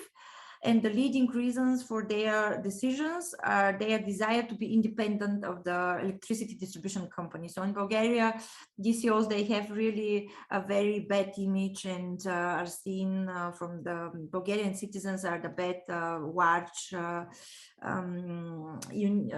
utility companies. And also in the first place, among the factors that deter the other 2/3 of the respondents from investing in energy community or energy cooperative is the lack of financial resources. And this was relevant for almost 40% of these people which answered negatively. But it's very important. And the second reason was lack of trust. And this is something which we actually observe, and this is important obstacle for social innovation in the energy segment, that people are usually not trusting their neighbors or even municipal actors, and they accept in a better way top-down initiatives than something which is grassrooted and initiated by the local community. I probably would say that the results of this survey are publicly available. So if someone is interested, I could send them. Yeah, definitely. Yeah, thank you, Maria, for this answer. And I would like to turn to Arthur, because I know that you're working in your daily work with many municipalities, and you're also mostly focusing on popularizing energy communities. And we already talked about this, or you mentioned it before, so, in the context of raising awareness, but also a communication. And I wanted to ask you, how should we talk about energy transition and all these new ideas? Because it seems to me like many people and also many local governments perceive them as big risks, and they kind of are uncertain how the future is going to look like. At the same time, it seems to me, I don't know if it's an expression in English, that we already crossed the Rubicon, so there is no way back, and there is only one pathway that we can and should take. So how to talk to the stakeholders, how to talk to citizens, but also how to talk and bring the municipalities, local governments on board? That's a very huge question for the last 3 minutes, Olga. You can go a bit over time. No, happy to shed some light on that. Yeah, so it depends, generally speaking. I think it's obviously clear that we've reached a certain point of no return. We've crossed a certain threshold that, in principle, sort of we all have to move quicker and faster, and all over the globe, really, like municipalities and companies are committing towards climate neutrality targets. We just heard from Warsaw, from Jacek, that they're committing towards climate neutrality towards 2030, or they're interested in that and exploring it. And many cities are joining, or companies are joining the UN Race to Zero campaign. So there is a lot of momentum happening, obviously, right, on the sort of governance level. And then the question to how do you engage stakeholders, or better yet, citizens? I mean, that differs very much depending on context. But generally, I mean, since you mentioned and referred to energy communities, I think it would be very important to, or what I always like to highlight is that when communicating about the benefits that energy communities can bring, my own approach is never so much focused at talking about the benefits that energy communities bring to the climate. So that's usually a secondary thing. So it's really what we see, like through crowdfunding campaigns and like successful renewable energy communities all around the world, really, that they have a proven impact on society, on the local economy, on local social cohesion and everything. So if it's being portrayed, if these opportunities are being portrayed as an opportunity to sort of make a profit, or at least have your money invested in a cooperative and get a certain return on it, and that is the remuneration is like 3.4%, which is of course a bit lower than I guess in more high risk investment opportunities, but nevertheless, I mean, the bank gives you nothing, awfully, right? So this is a very strong argument, I think, in the first place, that there is a personal economic gain to be had and also a societal gain to be had. So this is something that, from a communication point, I very much like to stress. But I think, I mean, just wrapping up here, I think there has been so much momentum happening in many countries, like with Fridays for Future and all of this, that not only like, the people that are on the streets in Fridays for Future demonstrations, but generally society, there is a higher increase in the number of people who really like to get involved for the benefit of the climate. But I think we cannot and we should not detach these two streams, really. Yeah, and then again, I mean, like, I like very much that we had the in-depth presentation from Warsaw here, because, yeah, I mean, cities, very important, obviously, in both from a communication perspective, intermediate perspective, and facilitating these opportunities, actually, that I just talked about. So yeah, in a nutshell, I suppose. Thank you very much for this response, and thank you for our participants, because I saw that there's been a discussion in the chat going on and people have shared some comments from their side. We are approaching now our break. It's 11:45. So I would like to thank all participants for joining this first part of the meeting, for your questions and comments. I hope that you found the presentations insightful and that you enjoyed the discussion. I also want to thank you very much and say thank you to our panelists for your great contributions and for the discussion. I would like to suggest now that we take a 14-minute break. It's 11:46, so let's meet back at 12.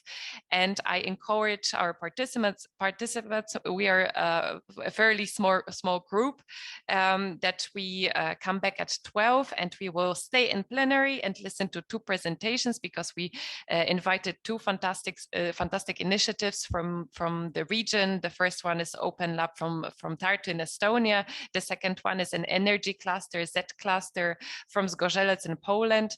I will then suggest that we will have 2 presentations in a plenary, and afterwards we will have another round of discussion. I think that's it from my side from now. I encourage you to just turn off your cameras, mute yourselves, and we can meet back here at 12. And thanks again to our panelists. Dear participants, welcome back. It is 12 o'clock. I hope you enjoyed your short break and that you're entering this meeting with some new energies. As promised before the break, we'll now have presentations from 2 very special initiatives that we invited to present during our meeting today. The first initiative is Open Lab, which is a Horizon 2020 project about positive energy neighborhoods, and we have Merit Tatar with us, who will present the Open Lab in Tartu. And then we also have Ms. Agnieszka Spiridowicz with us. Please give us a wave, Agnieszka, if you oh, perfect, who will present and tell us some more about ZKlaster in Zgorzelec in Poland, and how the whole organization works and what are its activities. Originally, we planned to split into 2 groups, but as we are in a fairly small group, I would just suggest to stay here in the plenary and have 2 presentations, one after another. And afterwards, we'll have a short discussion round. We will probably finish earlier anyways. So if there are no objections, I would suggest maybe that we can start from Open Lab, and you made it in your presentation. And after about 15 minutes, 15-20, you said, yes, we will continue with ZKlaster. And after 2 presentations, we'll have a discussion round. If that sounds good to you, I think we can kick off. And just to remind our participants, please, you can use the chat to post your questions or comments. And in the Q&A session after the presentations, you'll also have the opportunity to ask your questions directly to the speakers. Thanks. Merit, the floor is yours. Thank you, and I will try to share my screen. I hope it works. Yes, now. It works now. Perfect. Yes. Thank you very much. Welcome to everybody. I am very glad that I have this opportunity here to share some of our experiences and actually plans in Open Lab projects, because this is a project that is just now starting.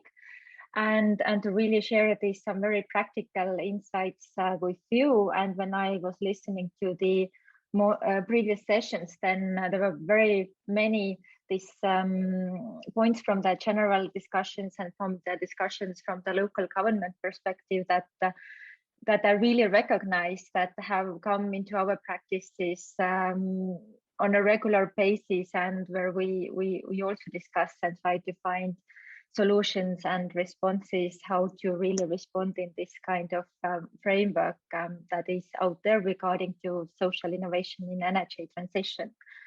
My name is Merit Tatar. I am a researcher at the Institute of Baltic Studies, which is a research organization. But in this context, I am also talking a lot on behalf of Tartu City from Estonia, because with Tartu City, we have been working together for many years now, for over 7 years. in energy transition projects, where I would say that we work as intermediaries in this social innovation process, really trying to bring the parties together and innovate together, including the social awareness, learning and interaction part into these complex projects. Just as a background, and I really try to give you only a glance because the time is limited, and of course we cannot talk about everything. But as a background from Estonia, social innovation is something that maybe is a fashion word. There are a lot of initiatives going on national level. The topic has been actual over 10 years now, or even more. And there are different support schemes on national level, mostly for the third sector, who is the main driver of social innovation in Estonia, but more and more also to local governments. But in energy transition, the story is a bit different because social innovation in energy transition in Estonia is still not so widespread. It's rather mainstream in other social spheres and with other social problems, but in green transition, the topic is just getting more attention, I would say, now. And a lot of part of this is played by the EU funds because most of the initiatives that really have some practical outcomes come from the EU projects, the similar as Open Lab and other, and also Interact projects dealing with these topics. But Estonia also has this big challenge ahead. We are also a coal region because main of the electricity production comes from the coal still in Estonia. This is a big problem. And a lot of focus from the national level is now put into transition from this process, which has, of course, caused many challenges in the society to deal and cope with this process. And on, now our national level is also supporting local governments to prepare their sustainable energy action plans, which has brought this topic more on the agenda because last year, out of 79 municipalities, only 6 had these plans, and now more are working on that road. And we have been working with this social innovation part in several energy projects, especially in the framework of EU funds, and mostly with the city of Tartu. And already mentioned in the previous discussion, we see many challenges here also from this context that I just tried to explain briefly. Local governments are important drivers of social innovation. We can see it also while working with the Tartu city government. But in general, in Estonia, we still have these capacity problems, awareness problem. If we talk about how local governments kind of sense the importance of the role in this process, or what it can actually bring to them. And of course, there are some problems with political will and lack of experience in working together in similar initiatives. And as already mentioned here, we also face this extreme situation with the energy sector at the moment, which has caused many debates in the society, whether we actually what is the role of green transition and what kind of solution should be used. And many parts of the society think that green transition is actually causing a lot of problems at the moment. And yeah, Open Lab project. This is a new and very ambitious initiative in Tartu. It is a project funded under EU 2020 and the Green Deal. And its main aim is to lead the energy transition to positive energy neighborhoods. So this is a really completely new step for the cities participating in this project.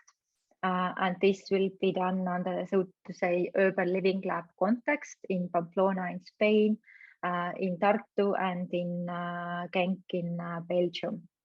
So it is a complex project. I probably won't go into detail too much. Its volume is big. It is 33 project partners, and almost 20 million euro of funding, and it is a long project over 5 years. But so yes, in this project, we actually have to deal with these technological innovations in complex energy efficient renovation processes.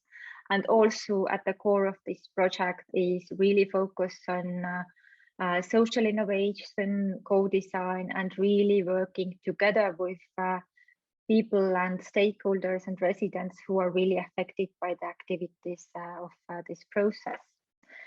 And here you can see the extract from Estonia on the map.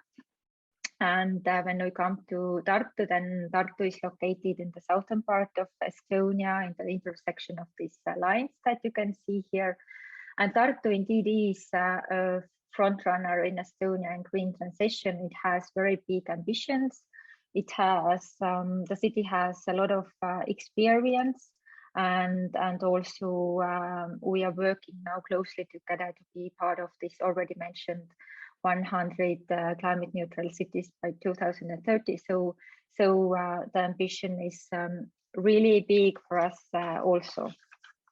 But before to, if we go to Open Lab very quickly, I have to mention the previous very big, I think even bigger project, Smart and City, which was or is also Horizon 2020 Lighthouse project, Smart City Lighthouse project, and it's now ending. It was almost a 6-year project also, and here we worked with even more complex or more volume renovation part, but also citywide solutions in mobility and ICT platform for the city. And here it's just a glance, who is interested can have a look of our innovation model in that. And in that project, we also had a social innovation part. We dealt with the downtown area and included 18 Khrushchevkas. This is a certain type of building in Central and Eastern Europe, and I think you are familiar with that. And we turned them to Smartovkas. It was an impossible aim at the moment, at that time, but now it is done, and we can say it is doable, and we can say the model is working. But the social innovation part included social learning experiment in that project, and also a very wide art project. And I will come back to them in Open Lab also, so I won't stop it here. But we have to say that the art project has been a huge success, and the social learning experiment was not so successful as we anticipated. And who is interested, then the whole story can be reached through videos and our materials. You can see the links. So, but in Open Lab, we, as I said, we work with a lot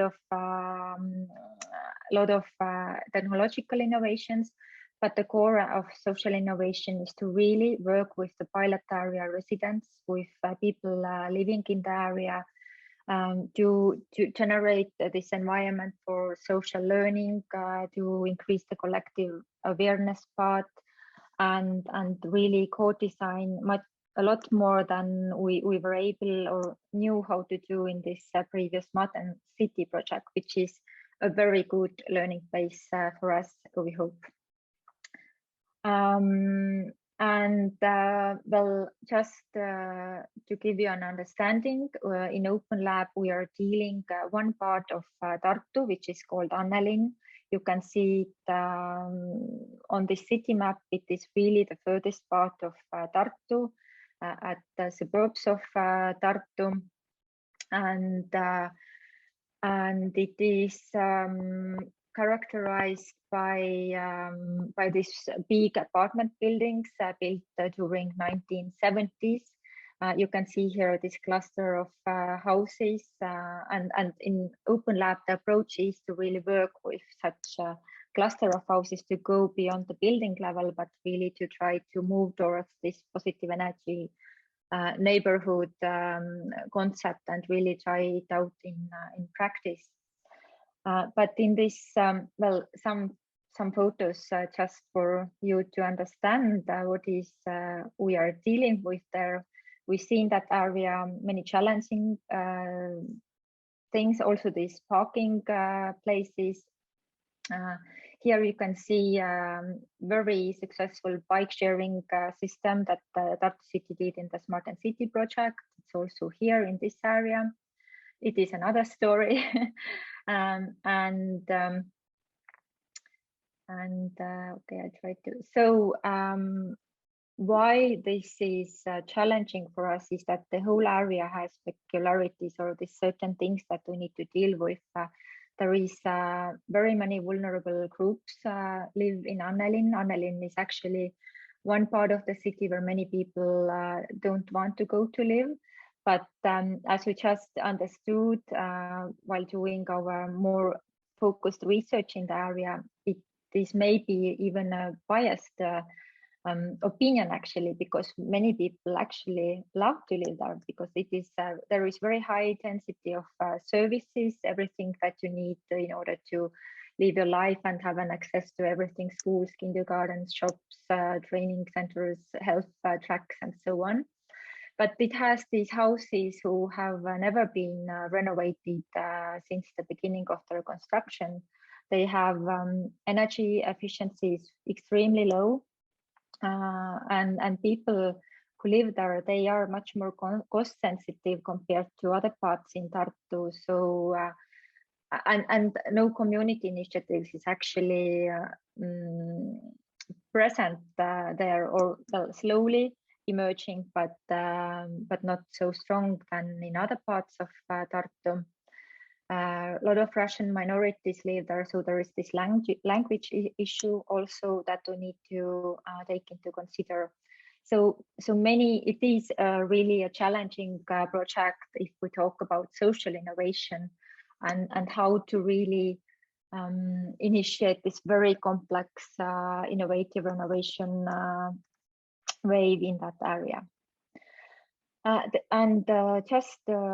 I don't go into technological solutions, but it includes, of course, complex renovation, renewable energy production at place with storage, heat storage, flexibility services, and mobility and access issues in that area, which will be integrated into the implementation.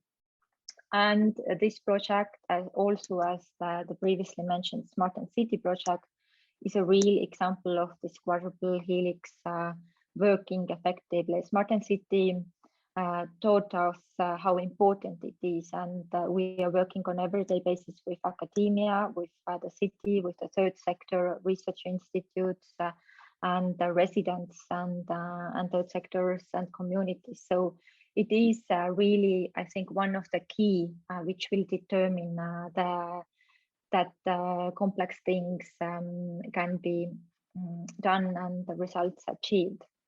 So we will continue here. From the learnings from the Smart and City, we understood that it is really important to have even more tailor-made approach to the citizens who are a part of this kind of technological innovations and this renovation wave projects. So here in Open Lab, while in Smart and City, we had this one, let's say, pilot area plan for what we will do, what are our key milestones in the project, and so on. Then in Open Lab, we will apply even more tailor-made approach and really approach to each house individually. Who in the project, we will have 3 houses out of 22 buildings in the area. And with those 3, we will have this very one-to-one approach with the housing associations, who are representatives of the residents and manage the house, and with the residents living in those houses. As I mentioned, in Smart and City, we have a huge success story with the art part. So every renovated house got a painting or a sculpture or art part on their house, which was done in co-creation with the inhabitants. And well, I really liked what was said. I think the City of Warsaw mentioned that people maybe, and also Arthur from ICLEI mentioned that the message for the people is not really that, okay, we save the environment if we do these things. And this is really the true. We saw that also in our projects and learned it from some studies. But they want something that is close to heart to them. It is health issue. It is that, okay, you will get really better indoor environment if you go through these steps. And in Smart and City, we had a case where the house went into renovation, and you have to get 51% of the all residents in the house to go there, because they saw an opportunity that, okay, this project will make our hallways look nice now. So this is our kind of cause to go to this complex thing. So these things really matter to people, and we saw that with the art project. And in Open Lab, we will also replicate this solution, and this is also replicated by other cities we already know. So this is a really nice story. Of course, a complex project too. And we will even more work with the co-design process in order to involve people to that. And the benefit is not just a nice house, but we have a larger philosophy behind that. It's really spreading the message that we are those. Our houses, we are this area now, we are this positive energy community, and so the philosophy is much wider, and we see that really happening also in Smart and City, and hope to replicate that in Open Lab. Another maybe a bit more complicated part, what we are planning to do in the project is to develop a renovation as a service model. I think City of Warsaw also mentioned something similar. They mentioned, I think, this consulting program for the citizens. I think this is similar, because we saw in the Smart and City project that there was still, it didn't matter how much do you really communicate or spread the information or try to reach every channel and organize workshops. It still happens that in some parts of the whole chain from in the renovation process, communication lacks are present, and the project team or intermediaries were not always able to solve those, because they were dependent of other parties and so on, especially when the construction companies came in and the black boxes appeared somehow, and people were not happy at the end, and we had to kind of find out at the end what was the problem and try to solve these things. So here we want to really add this consultancy part or advisor part in the center of all these quadruple helix concept, so that every citizen and every party in the process has this single contact point, that problems can be really quickly addressed. There is always explanation behind every step, and so that no one feels that they are left alone in this process. And currently, this design of this service is going on, and we are also consulting with experts and trying to set it up, what it is really, and who should be the key members of this training program. I mentioned in Smart and City, we had a lot of we had experience, but it wasn't so successful as anticipated. But we really believe in this social learning part, that people need to this is also this communication, that I need to communicate with someone in the same position, with my neighbor, to really understand what's going on, and not to feel that something is done for me, which I don't accept.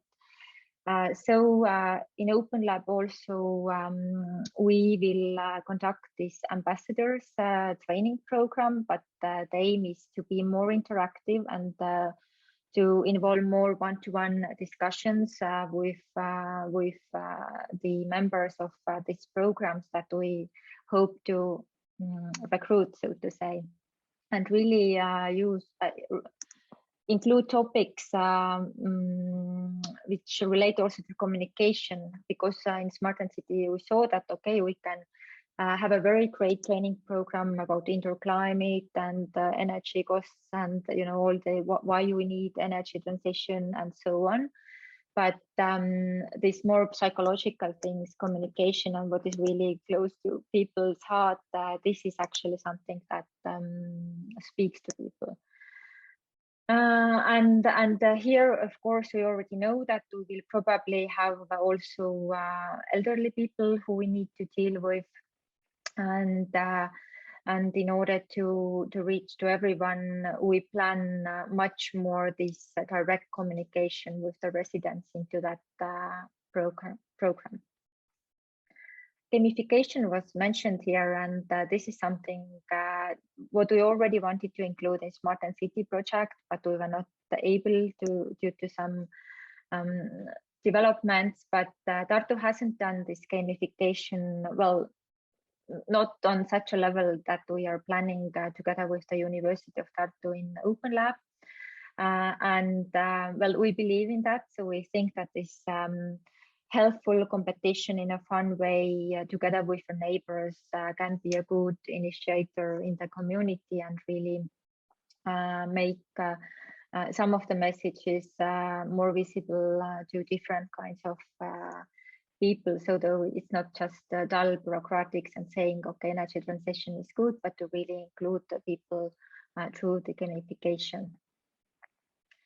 And of course, we also put a lot of emphasis on evaluating the results. Smart and City project is actually in a phase where we are doing these studies now, to collecting real facts and numbers and putting this all together. And in Open Lab, we also put a lot of emphasis on understanding the pilot area, understanding the people in the houses that we will include into the project. We will do that before and we will do that after. And actually, we just now gathered our baseline survey results. We got twice as many as we anticipated, so we are very happy that people are actually eager to give their input. And of course, based on those results, we will also tailor our communication and engagement and social innovation activities, because we get a lot of data already from this baseline survey. And we will do the same thing after the project in order to see whether there has been change and so on. And a lot of course, these interviews, focus groups, workshops, they are built into such projects. But we will also use some technical monitoring data that is there in place, because all those houses will get the smart home system, also as they did in Smart and City. And in that, we also plan to co-create more with the citizens, what kind of data, how they can use this system also for their own behavior monitoring and learning processes. And our academic partner from the University of Tartu is planning mobility study using mobile phone data to see how successful and what is happening in the area after the renovations. And we are also considering some to monitor change in the use of public spaces, because a lot of activities are related to the community and this visual appearance of the pilot area afterwards.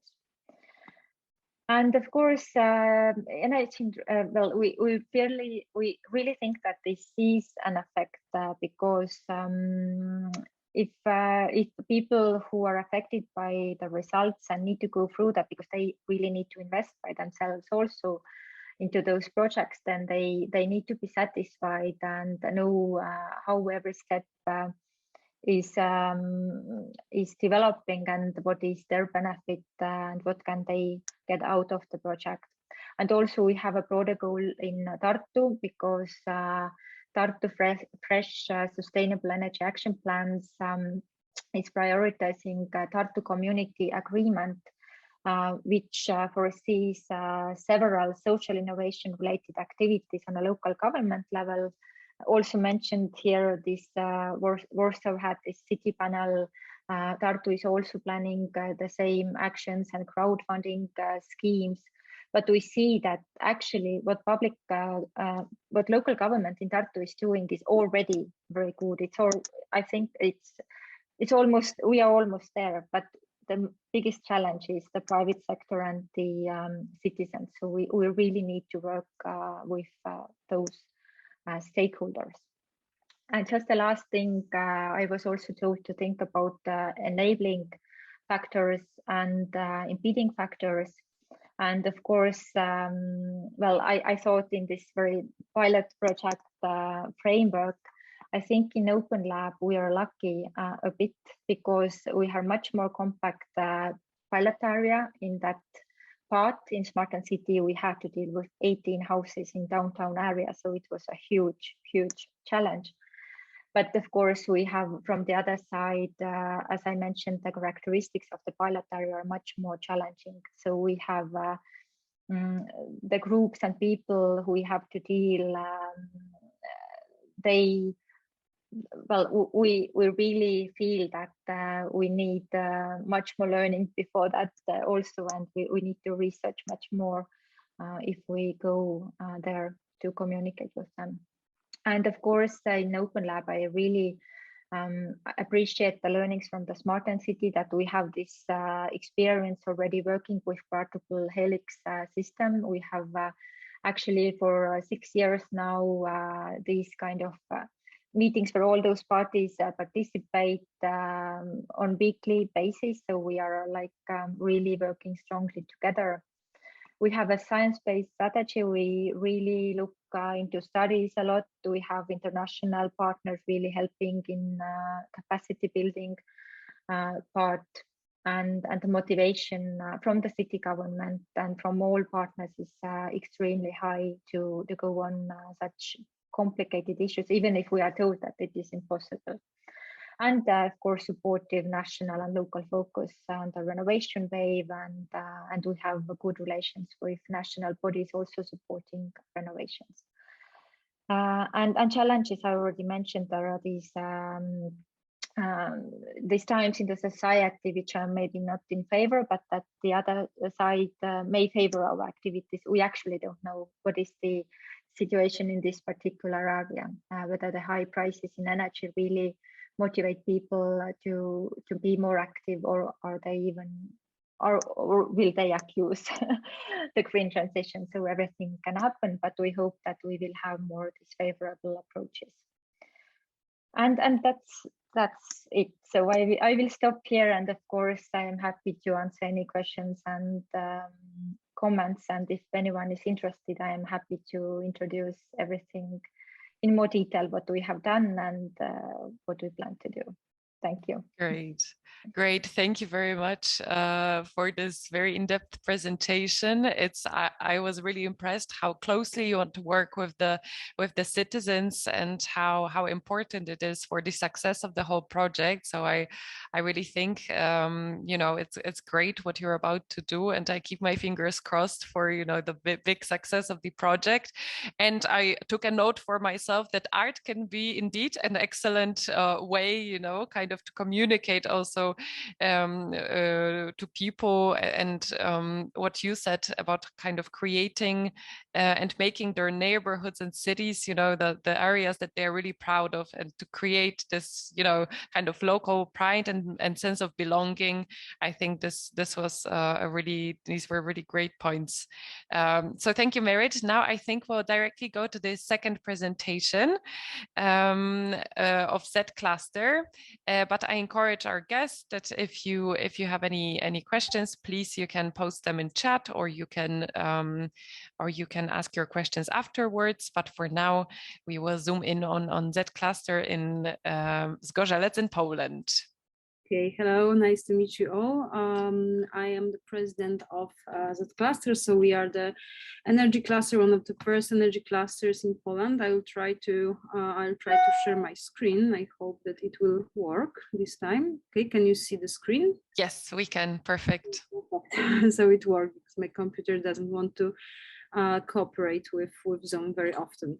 All right, so as the one of the first energy clusters in Poland, we had to deal with lots of problems connected with the law, with the people's attitude, and with developing renewable energy. That was quite like a startup then in 2016, still in Poland.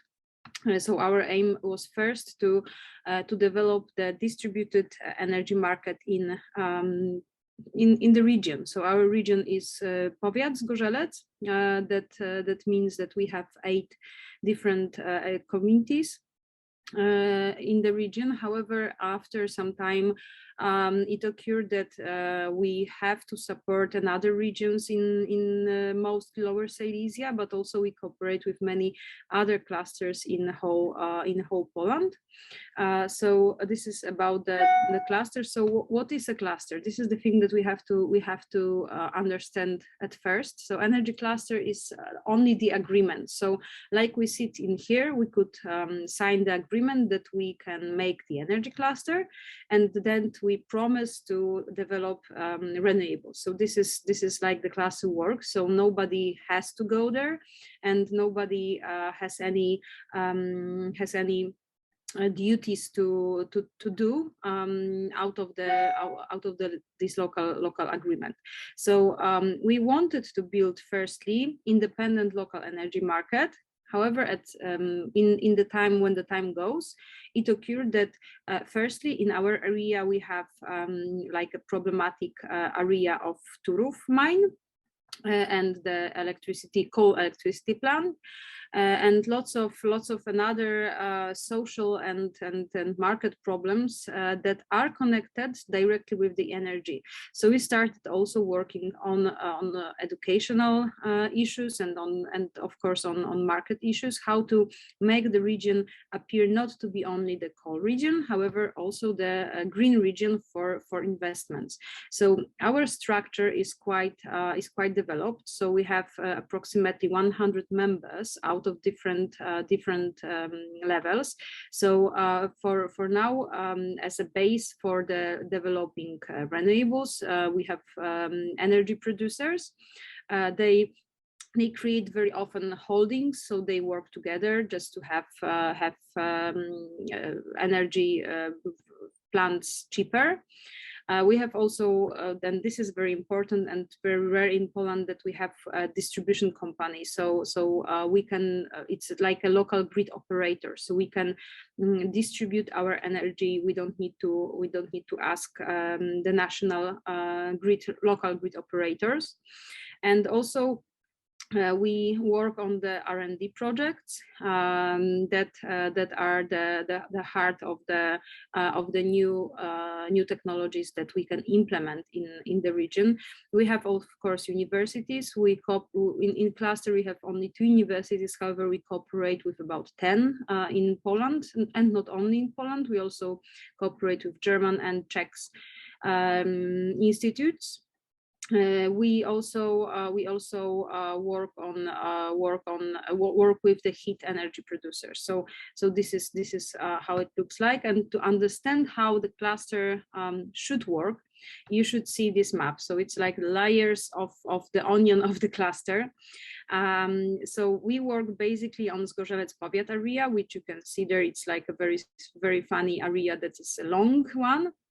And from both sides we have different countries, not only Poland, but also we have the Czech Republic and the Germany. So we firstly looked at this area. So where is the problem? Where can we support? Where can we help? And what can we do? And what also are the challenges to face? But also what are the good sides of the area? Then we looked at social and educational topics. They are really important, because at first when we started building, for example, PV power plants, there were lots of people, saying that they shouldn't be there because, for example, they will influence chickens in the area. So we had really difficult task to do to cooperate with people, to educate them, to show them what is, for example, electromobility, etc. Then we looked at the innovations. We have a very plenty of startups created in the region, and they are connected with renewables, because renewables, they still need lots of new technologies that haven't been developed yet. So that's why we also bet on startups. We have also very good local energy resources because of the electricity plant. The grid is really well developed, so we can use this grid to not to bring the coal energy, but to take green energy into the national grid. So this is very important thing. And then we started developing local energy markets. So we saw we checked what can we build, how can we build, and how to connect it with the prosumers, with the local consumers, with the local producers, and how to make everything go into developing renewables. So these pictures that you can see here, these are the pictures from our building site. So we have now almost 100 megawatts in the area of green power. These are, of course, mostly photovoltaics, as in Poland now it's almost forbidden to use wind turbines. You can see here pictures from the building side. The picture on the left bottom is quite interesting picture, because you can see on the left there is the director of the coal mine. In the middle there is a minister of climate, and on the right there is the biggest investor in the region. So they all invest to create the good area for renewable for energy investments, right? So we also managed to support local governments with as well COVID pandemic. So our investors donated money for local hospitals, and also another works. On the right bottom you can see all of the local authorities members, and this was the day when we opened the first PV construction on one of the schools, and it was supported with the money from our investors to thank the local governments for cooperation. So this is very important. Here you can see the map of our investments. On the top there you can see PV power plants. They are in different colors because they were constructed in different times. On the right bottom you can see a plant wind turbines on the previous coal mine, and on the totally bottom you can see the coal mine and the electricity plant, and in the middle with this purple line there is the cluster's electricity grid. So our investors build their own private electricity grid to be able to put the green energy into the national grid. So it was very hard task to do. It took us quite a long. Here you can see the energy models that we are thinking, how we look at the energy market in the past and now. So in the past you had only one line going from the big electricity plants. They are coal plants, of course, and it went through the electricity market and to prosumers, and money went one way to the power plant. And in the new model we excluded the power plant, and we think that the market should look like below. So everyone should produce and consume the energy and get the money from it. So this is the idea of local distributed market. So as I told you, we also worked on the just transition in the region. It's very hard, as the problem with the mine is still unsolved for so many years. So we created with the local authorities plans for the region, how to transfer the region for a good region for a living without black energy. So we are sure that we can do it.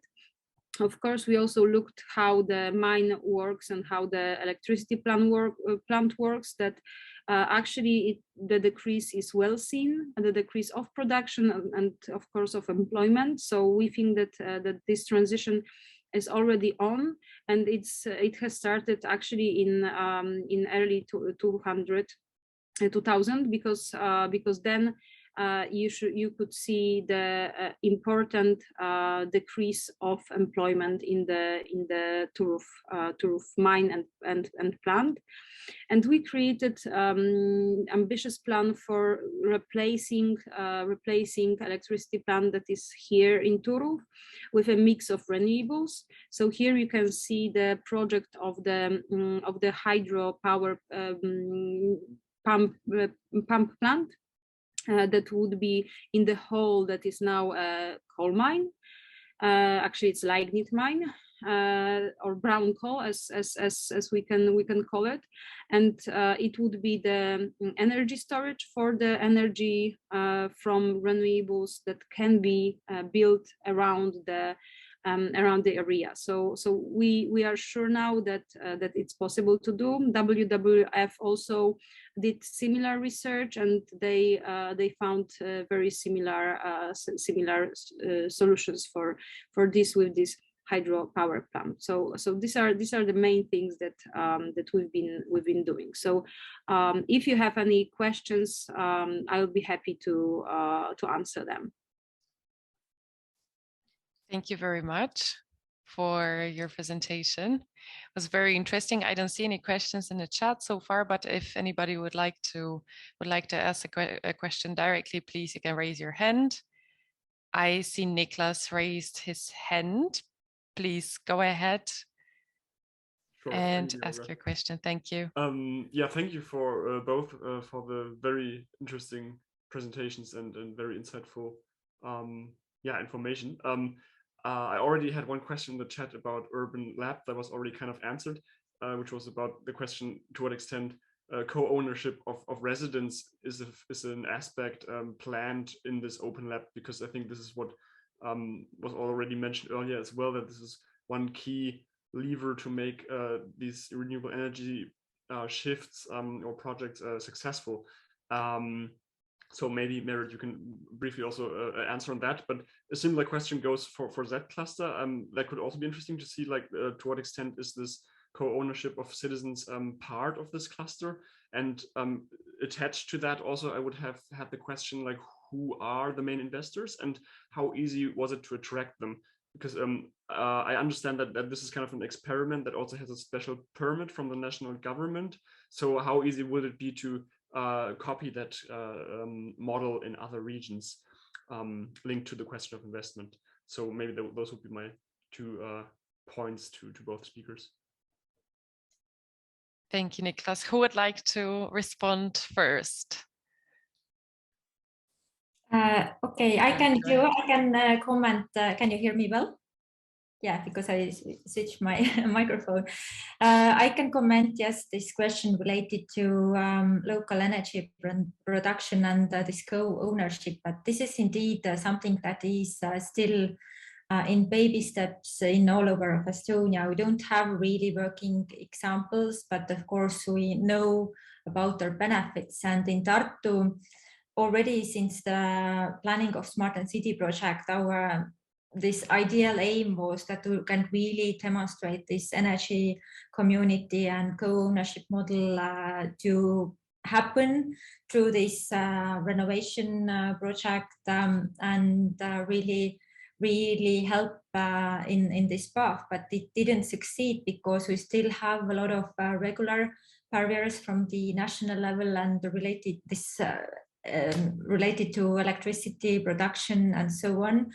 So we didn't succeed in that, but in Open Lab, we really try to put more emphasis also on that, but we haven't promised exclusively, for example, in the grant agreement that it will be done and happen, but with this renovation as a service model development, this is on our table, and we try to look for cooperation possibilities with companies who are included, and also some external companies who already have some business models in place, so that they can also support this kind of co-sharing and not investing the whole money right away, but providing it as the investment as a service, and also allowing people to be part of the production of the electricity. So these are on our table, and we hope to have better results now. And also for the Smart and City project, we are negotiating some other projects in order to build that on top of what we already achieved, because there are PV panels, but we want to include then the storage systems and to have this joint purchase element also there. And we hope to have it in a couple of years also for the Smart and City pilot area. So hopefully these initiatives will be emerging also, and we hope that Tartu is front runner here also in Estonia.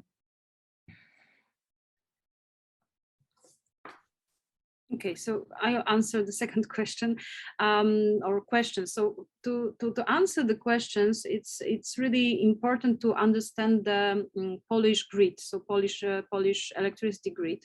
The Polish electricity grid, firstly, is very undeveloped for the renewables. So it doesn't let distributed energy to enter the grid so easily, because it is used. It was created. It was built to cooperate with big energy producers and smaller consumers. So this is actually the design of the grid. So it's really hard to put smaller power plants into the grid. Second thing is that in Poland, 70% of energy usage is the industry and services. So that means that only about 17% or 20% is the energy usage for the small consumers. So for the local people, and we have only now about 15% of renewables total in the grid, in the mix, in the Polish energy mix. So that means that to have the proper energy mix and to develop renewables in Poland, we have to focus on the big power plants, and this would help to develop and to make the prices decrease also for the entrepreneurs, for the companies, and for the people, for services at the end of the chain.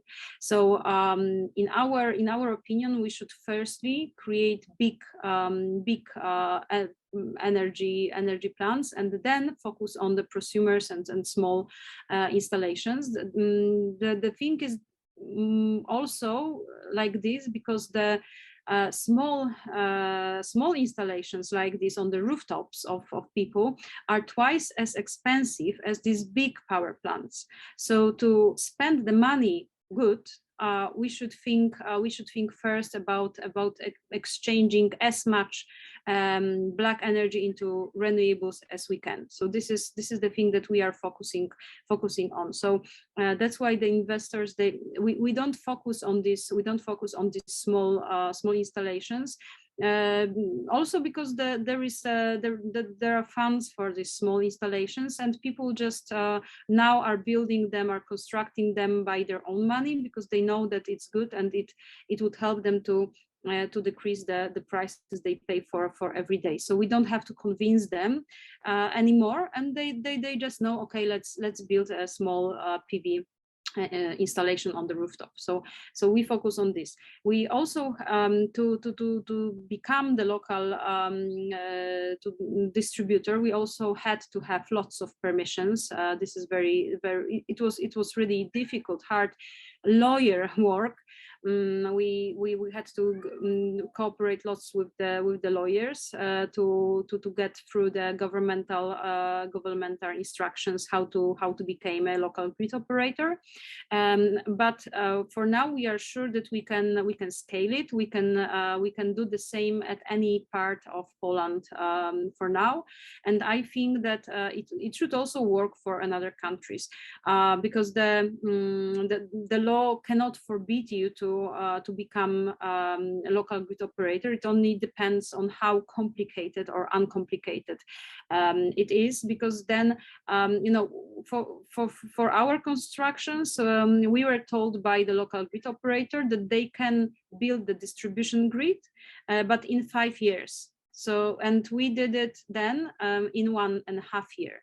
So we had to also build this huge transformer point and in our region, and the experience we gained is really huge out of it. And if we are talking about the investors, so who are the investors? Firstly, for this local grid operator and for this transmission point, we have 100% Polish investors, so the investment is Polish. If we are talking about PV plants, now they are sold to European investors, so it's not the Polish money anymore.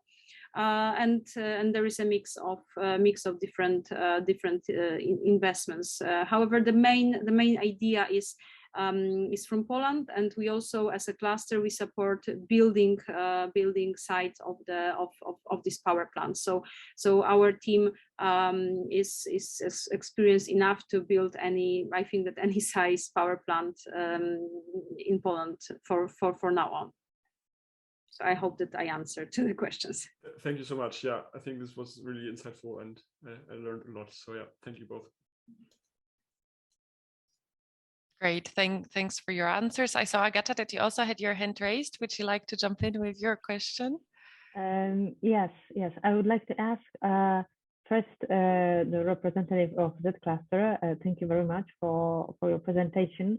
In your opinion, the changing regulations connected also to RED II directive, will that change a lot in terms of the different forms of energy communities or energy clusters they won't be? I mean, so I have two questions. First, what do you think what it means for the energy cluster as in the model you are developing? And second, do you think that the experience of ZKlaster will be a good reference point to the energy communities which will be created under the new legislation? Because then the character of this entity will be a bit different, maybe a bit more like directed towards this small investors, which are not so very important in your cluster. Or do you think that these are like two completely different, let's say, directions, or do you see the interactions between them? I think that everything connected with renewables and the technologies after then and the regulations is connected. So it's one market, it's one big market that we influence each other. And so we have to cooperate and be aware of the things that are after, for example, RED II directive. From our point of view, RED II directive doesn't change anything for the energy clusters. It's only can support energy communities. However, there is one big point that our government's regulations now almost forbid doing anything with the energy. So there is no allowance for direct lines. There is no allowance for selling the energy or any other things for the the members of cluster or energy community that is not within the governmental bodies. So if the government doesn't allow to build energy communities or to use the technologies that we have now to balance the energy locally, we are all at the same point. So at the point of the beginning that we cannot do anything. So the most important thing, because I know that the government has been working on the regulations allowing lowering the prices of distribution for the energy that would be balanced within the cluster or energy community. However, these works they have been stopped recently because of the all governments looking now back and coming back for the coal industry. Thank you. Thanks a lot. I don't know, Agata, if you had another question, because okay, that's it. Then I would like to ask maybe one more question to Merit. You mentioned that you're working, especially now in this new project, Open Lab, with vulnerable people, and kind of I wanted to ask you for your general reflection if you think that social innovation in energy are the kind of solution or maybe a path, you know, to reaching out to these vulnerable groups and to reduce such problems as energy poverty? And how are you going to work with these topics in your project? Yes, definitely. This is much more bigger challenge for us in Open Lab than it was in Smart and City. But what really I mentioned a lot is more direct and tailor-made communication, because what we learned from Smart and City is that many things stay behind the communication. So even with, of course, these people have this price sensitivity is much higher, and nowadays the price of the renovation is increasing also, so it's much more expensive.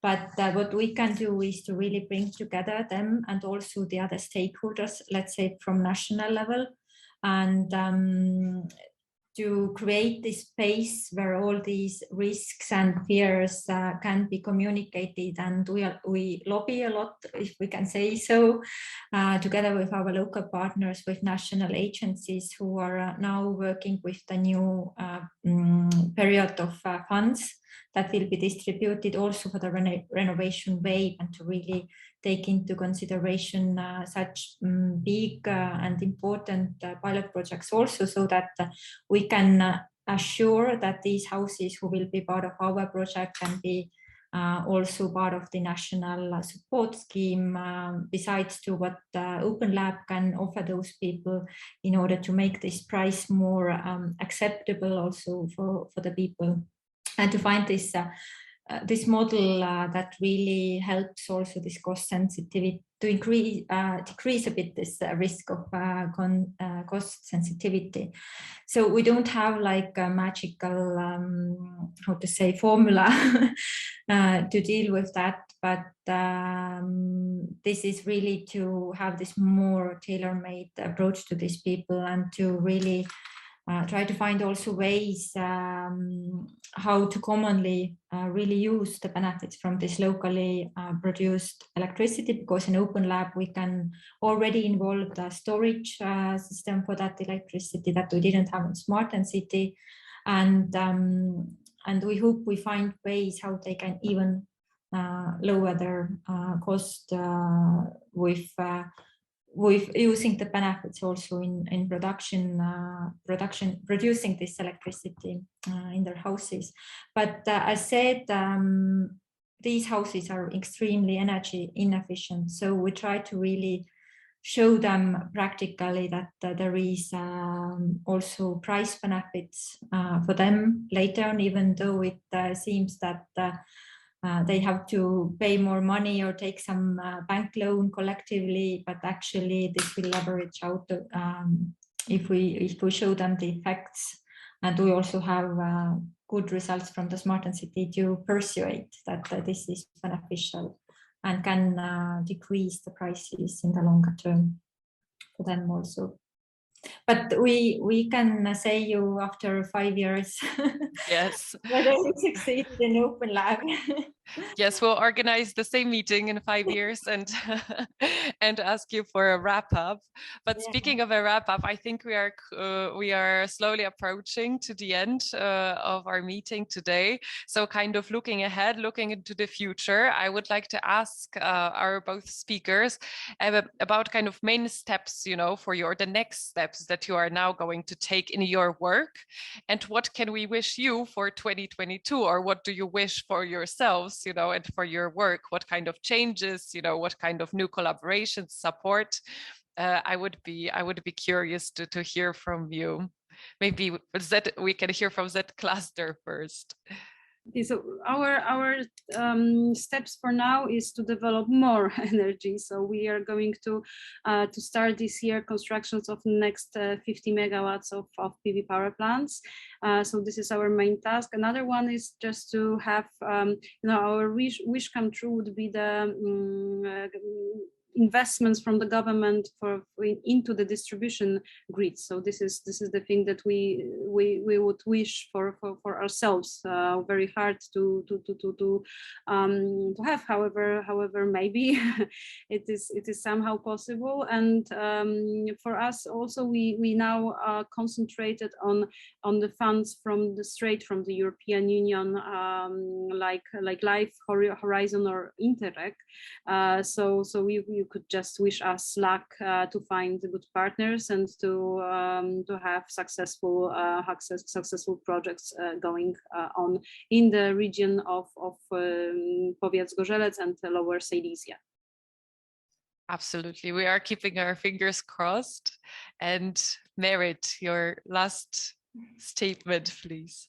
Yes, from a very practical perspective, I will go very soon to our local stakeholder meeting, and I will share these very nice examples from this session, because I already got so many good hints and these recognizable things that we encounter in our practical work also. So this is one thing. From the Open Lab perspective, our main biggest challenge for the next month is to engage these 3 big houses from the pilot area to the project. So we will have a lot of meetings, explanations ahead. We are working together with local experts with this value proposition and the messages. Also, how we can persuade people in relation to these high prices and all the risks around that.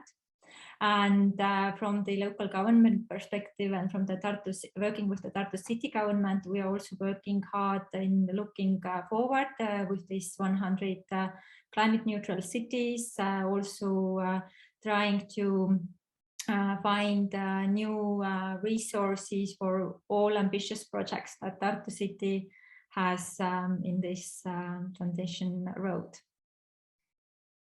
Thank you thank you very much. We wish you that to happen. Hopefully it will. Thank you very much for participating in this event, and thank you, Merit, because you also took part in the first part. Agnieszka was also Agata, I'm sorry, I was also there. Thanks a lot for contributing to our event.